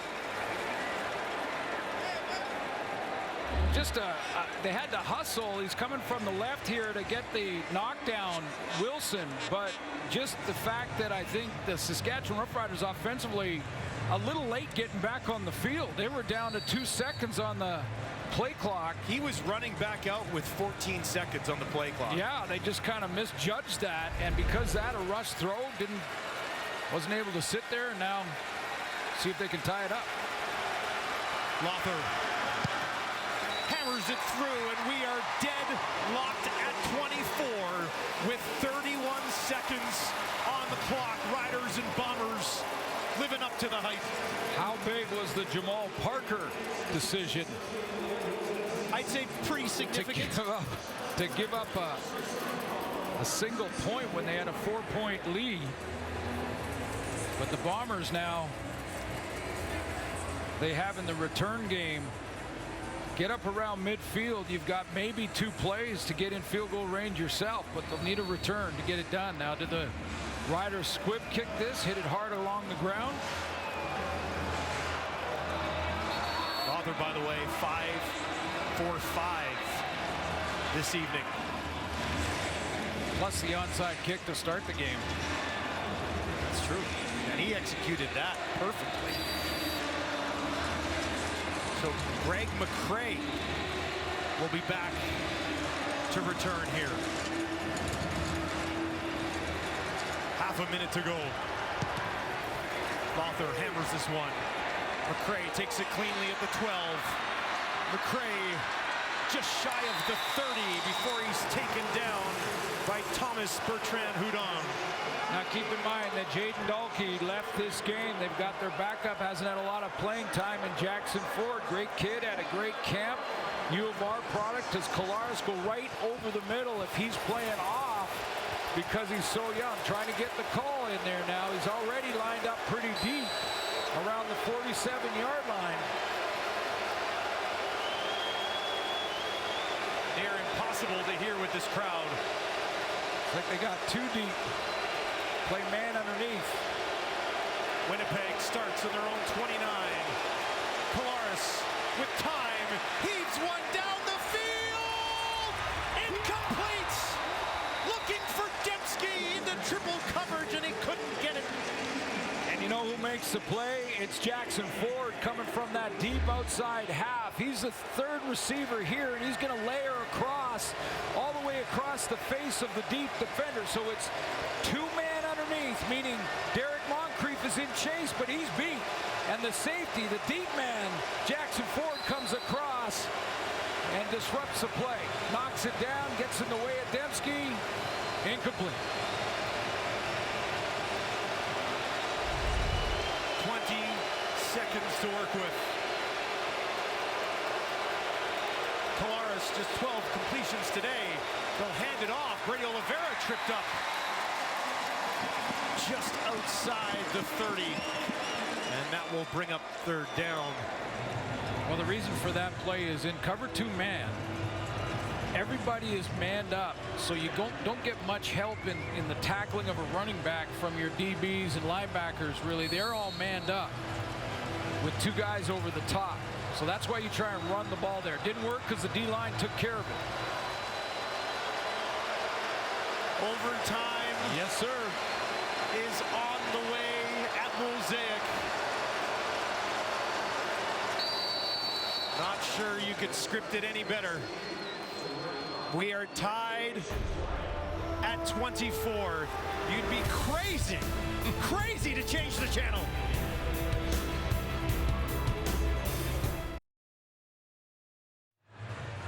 Welcome back to Regina. Let's give you a quick reset of the overtime rules here. Teams will play a maximum of 2 mini games. Each team scrimmages from the 35-yard line going in. Touchdown, you have to go for 2. This is going to be fun, isn't it? Okay, guys, this is a coin we're going to use. It's your choice. Saskatchewan logo is tails. League logo is heads. Heads. Heads is a call, Mike. Heads is a call. Heads is a call. It's a heads. You can choose. You want to play defense. You want to play defense first? Which side do you want? You want to go this way? Saskatchewan's going to go this way. Of course, if you win the toss, you always want to play defense first so that you know exactly what you have to do to either match or win when it's your turn. Each team will get that shot. If they're tied after the first try, they switch ends, go back to the other end. And it'll be Jake Dolegala first on offense. But I love that the coin toss, where Ben Major said the Rider logo is tails, there is no way Adam Bighill was taking tails with the Rider logo as tails. Zip. Zero chance. No shot he was taking tails. Well, another early test in the career of Jake Dolegala. Mini game number 1. Here we go. Overtime. Labor Day weekend between the Bombers and Riders. Dolegala wants to throw, gets it away, far side, going up, trying to get it was Emelis. Batted away neatly by Winston Rose. Good sound play by Winston Rose here. He's just playing off, not allowing the big play. The ball was a little late coming out. If it was a little earlier, Sam Emelis sits down there, he has a catch. They'll do it again. 2nd and 10. Dolegala gets it away just in time. Complete far side. Emelis, this time he has it, hangs on. And will eventually be tied up just outside the 20, right back to 19 in green and white. You know, defensively, you're trying to not give up the big play, and this time it's just a quick out rather than the hit screen from Emelis. Timing out right up to the marker, bang into the inside, and then straight out towards the sideline. Fresh set of downs for the Riders offense from the Winnipeg 22. Over 300 passing yards for Jake Dolegala. Looks for more here. Gets it away again.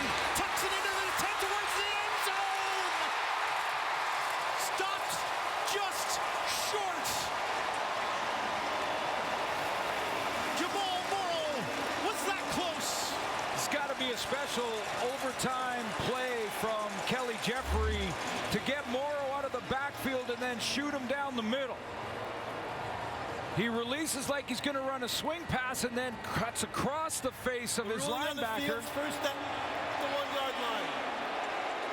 Well, the ruling on the 1. Let's take a look and see if the ball crossed the plane.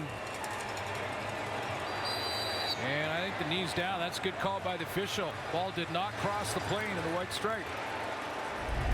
Pipkin time.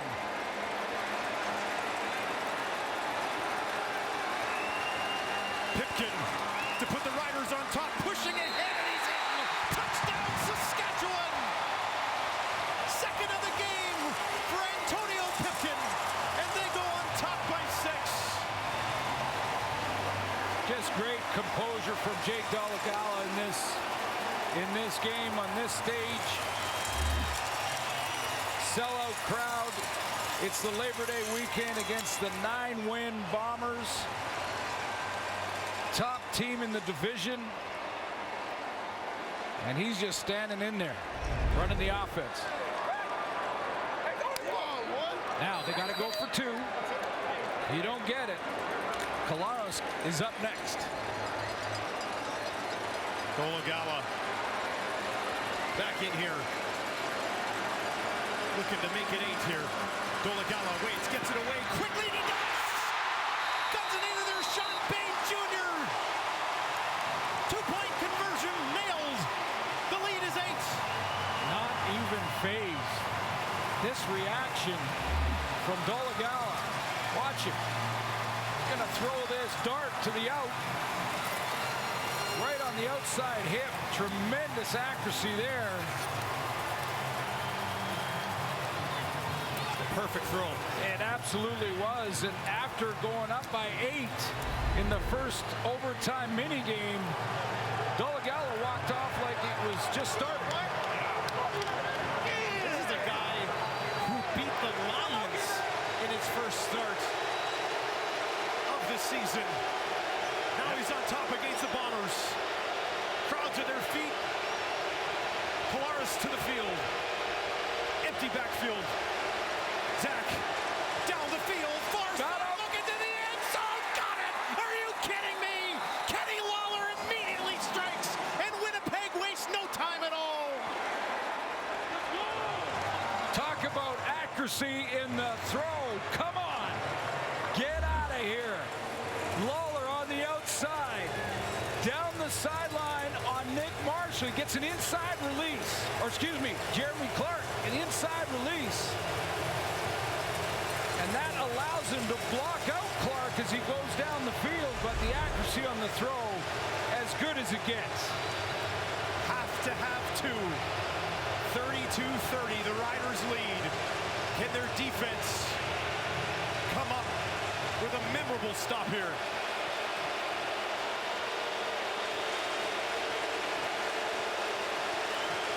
Collaros to keep this game alive. Looks to his left, throws to his right, deflected, and it's over! The Riders are going to win it! The defense gets the job done in overtime! And Saskatchewan wins the Labor Day battle with the Bombers! Jackson Ford, the grandson of Al Ford, comes on the blitz. Al Ford, a former star Saskatchewan Roughrider and GM, comes on the blitz off the edge for the 2-point convert. Safety blitz, and Jackson Ford, homegrown, makes the play. Fairy tale finish for the local product. Fingertips got the job done. And I think this one can be chalked up as a classic, no doubt about it. Let's send it down to Britt Dort, who's got the winning quarterback. Jake, well, I don't think you could have drawn it up any better for a win here and the emotions you're probably feeling this moment, but describe what you are feeling after that one. It's joy. Obviously, going into overtime on a Labor Day Classic, I mean, you can't dream it up any better. We played a hell of a team today. They fought us tough, but we came out on top. In that fourth quarter there, when you guys went down and it felt like it might have been going in Winnipeg's favor, what did you guys have to do to come back here? We just stayed grounded, knew we had it in us. We executed what we need to, and we got the job done. Now you have 2 wins in a row. This is your second as a starter. You're going to play Winnipeg again next week in their house. Yep. What do you expect from that matchup? I expect the same thing, just a battle for 60 minutes. But holy crap, I'm going to go celebrate this one. Well, congratulations on the win. Go celebrate. Back up to Dustin and Suits. Holy crap indeed. Yeah.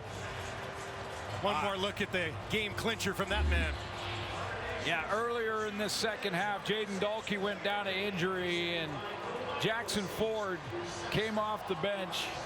And on the 2-point convert attempt, which Zach Collaros had to have, they run the safety blitz to Ford, and he makes the play off the edge. U of R product, making Granddad proud right now, I can guarantee you that. Just a phenomenal football game that did start a little slow. Defenses making big plays early, and then both offenses got clicking. Big plays on both sides of the ball. And I don't think you can sleep on the Riders right now. Back-to-back wins over the Lions and Bombers. That's huge. Hey, bring on Hamilton, Toronto. Bring on Calgary, Edmonton. Let's go. It's Labor Day weekend.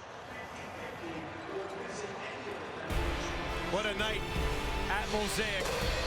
The Riders led most of the way. The Bombers in the fourth quarter took the lead, but Saskatchewan would not be denied in his third career start. Second of the season, Jake Dolegala leads a drive late to tie it, and then wins it in overtime. Over 300 passing yards for Dolegala, and the Riders pull off the upset over the Bombers. That's going to do it for us. The fun continues tomorrow. Sports Center is next. Welcome on in inside Sports Center. Hello, everyone. He is Glenn. I am Tessa. We're going to kick off with Labor Day weekend. And after the Owls and Lions really set the standard, man, oh, man, did Saskatchewan and Winnipeg ever pick up right where it left off? What a game. I mean, at one point, we're thinking, man, we're going to get up early for Sports Center. This is going to be awesome. We're going to have a 2.5-hour show. And yet here we are coming up late to join all of you for the game. The sold-out crowd of Mosaic got their money's worth for this one. And for Saskatchewan, that feels like a season-changing win. You know, they were 5-5 coming in. Now they won 3 of 4 on Labor Day. You can call this one a classic. The Bombers coming in on a 5-game win streak, and they could clinch a playoff spot with a win today over the Riders. Opening kickoff. How's this for a start?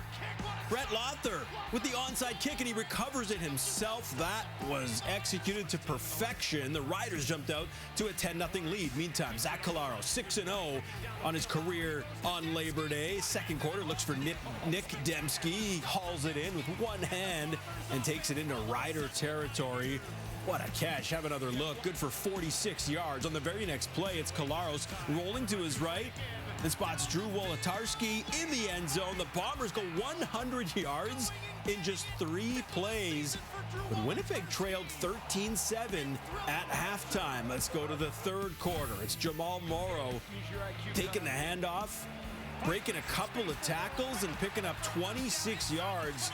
That led to a field goal as the Riders open the gap a bit more, 16-7. The Bombers starting to get frustrated. Collaros can't find a receiver, ends up running for a short gain, then exchanges words here with Dante Moncrief.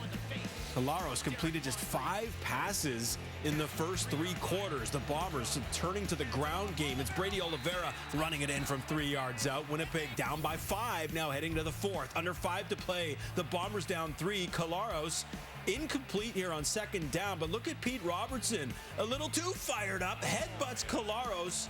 That is just a boneheaded penalty. Gives the Bombers a first down from there. Next play, Oliveira runs in his second touchdown to give the Bombers their first lead of the game. So Saskatchewan, they'd have to overcome a terrible penalty, and they do. They end up tying the game and taking the lead in overtime. Winnipeg with their chance with the ball in OT. That's Kenny Lawler on the first play from scrimmage in OT for Winnipeg, and it's a touchdown, but they got to go for 2 to tie it.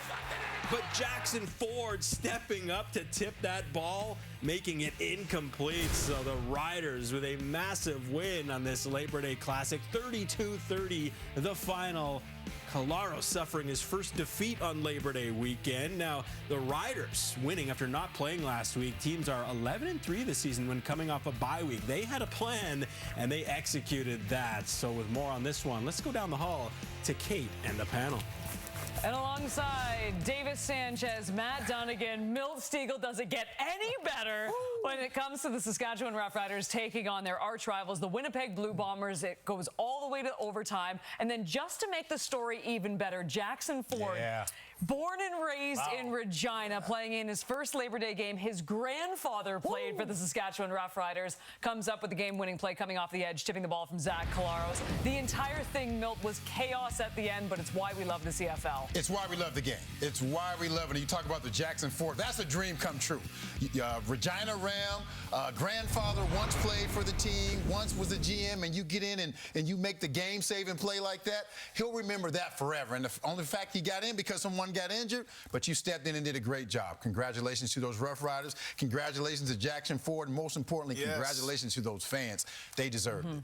I'm still reeling from there's so many different aspects of this football game to uncover and to talk about. But, let's start with Jake Dolgala. This kid doesn't know any better. This is his third start, and he had a tremendous effort against BC 10 days ago. And then he just goes out there against arguably the best defense in the Canadian Football League, arguably now, and made some plays. He didn't light it up, but he made plays when he had to. Yep. And this throw right there tomorrow, and the way he utilized him out of the backfield, I give props to Kelly Jeffrey, because that was beautiful. And you just don't see an out route by a running back in that situation. And they're dialing him up on big-time plays, and these throws, they needed to be made, and Jake Dolgala stepped up to the plate and made those throws, and he deserves to go party with his teammates. That's a heck of a night right there for a young man, and I can guarantee you, he can go and purchase a home right now. He never had to buy a beer in his life. And He's good to go. He's good to go. Yeah. He's good to go. It's great. Yeah, you know what? It's a formula too, right? I mean, you said he didn't light it up, Jake, but the formula they have right now, their defense too, they're giving up points statistically, but they're doing enough. They had Zach. That front four gets after it. They're making plays in the back end. In the first half, that offense, Winnipeg, we know one of the most, if not the most potent up there, and they really stymied them. Zach couldn't do anything in the first half, and then for Jake Dolgala, I've been impressed. And we joke about the tall quarterbacks and lack of success. Yep. The way he's playing the game with that receiving core, he's getting back, he's going through his reads, he's delivering on time, he's obviously got arm strength. This team, 3 of the last 4, they beat BC and Winnipeg. There it is. I mean, There it is. There it is. Yeah, they got to feel pretty good about everything going on in Riderville. Just one quick thing. Can they ride that momentum into the Banjo Bowl next week? That's the question. Let them enjoy the night. Let them enjoy it. You can. You gotta move on. I'm with you. No. And also, too, it is not us who is questioning tall quarterbacks. It's Dave Naylor who is questioning quarterbacks. But how great is this for Jake Dolgala? Go buy a house in Regina right now. Promise you won't regret it. What a night for him and the Riders as they win the Labor Day Classic, and we send it back to SportsCenter. Thanks, Kate. You want to see? Here's Jamal Morrow with Britt Dort. Jamal, I'm sure there's a lot going through your mind after a game like that, but tell me, what are you feeling? Labor Day Classic.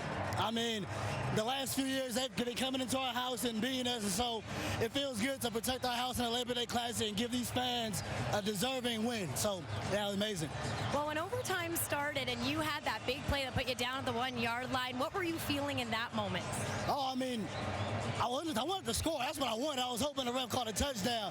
But, I mean, we got to win a position, and so I knew when we get to the 1-yard line, we'll punch it in. And I knew our defense, I mean, once you got a 2-point conversion, it's hard to score on our defense 2 times. And so we knew we had hope with that, and they scored the first time, but our defense stepped up big on that 2-point conversion.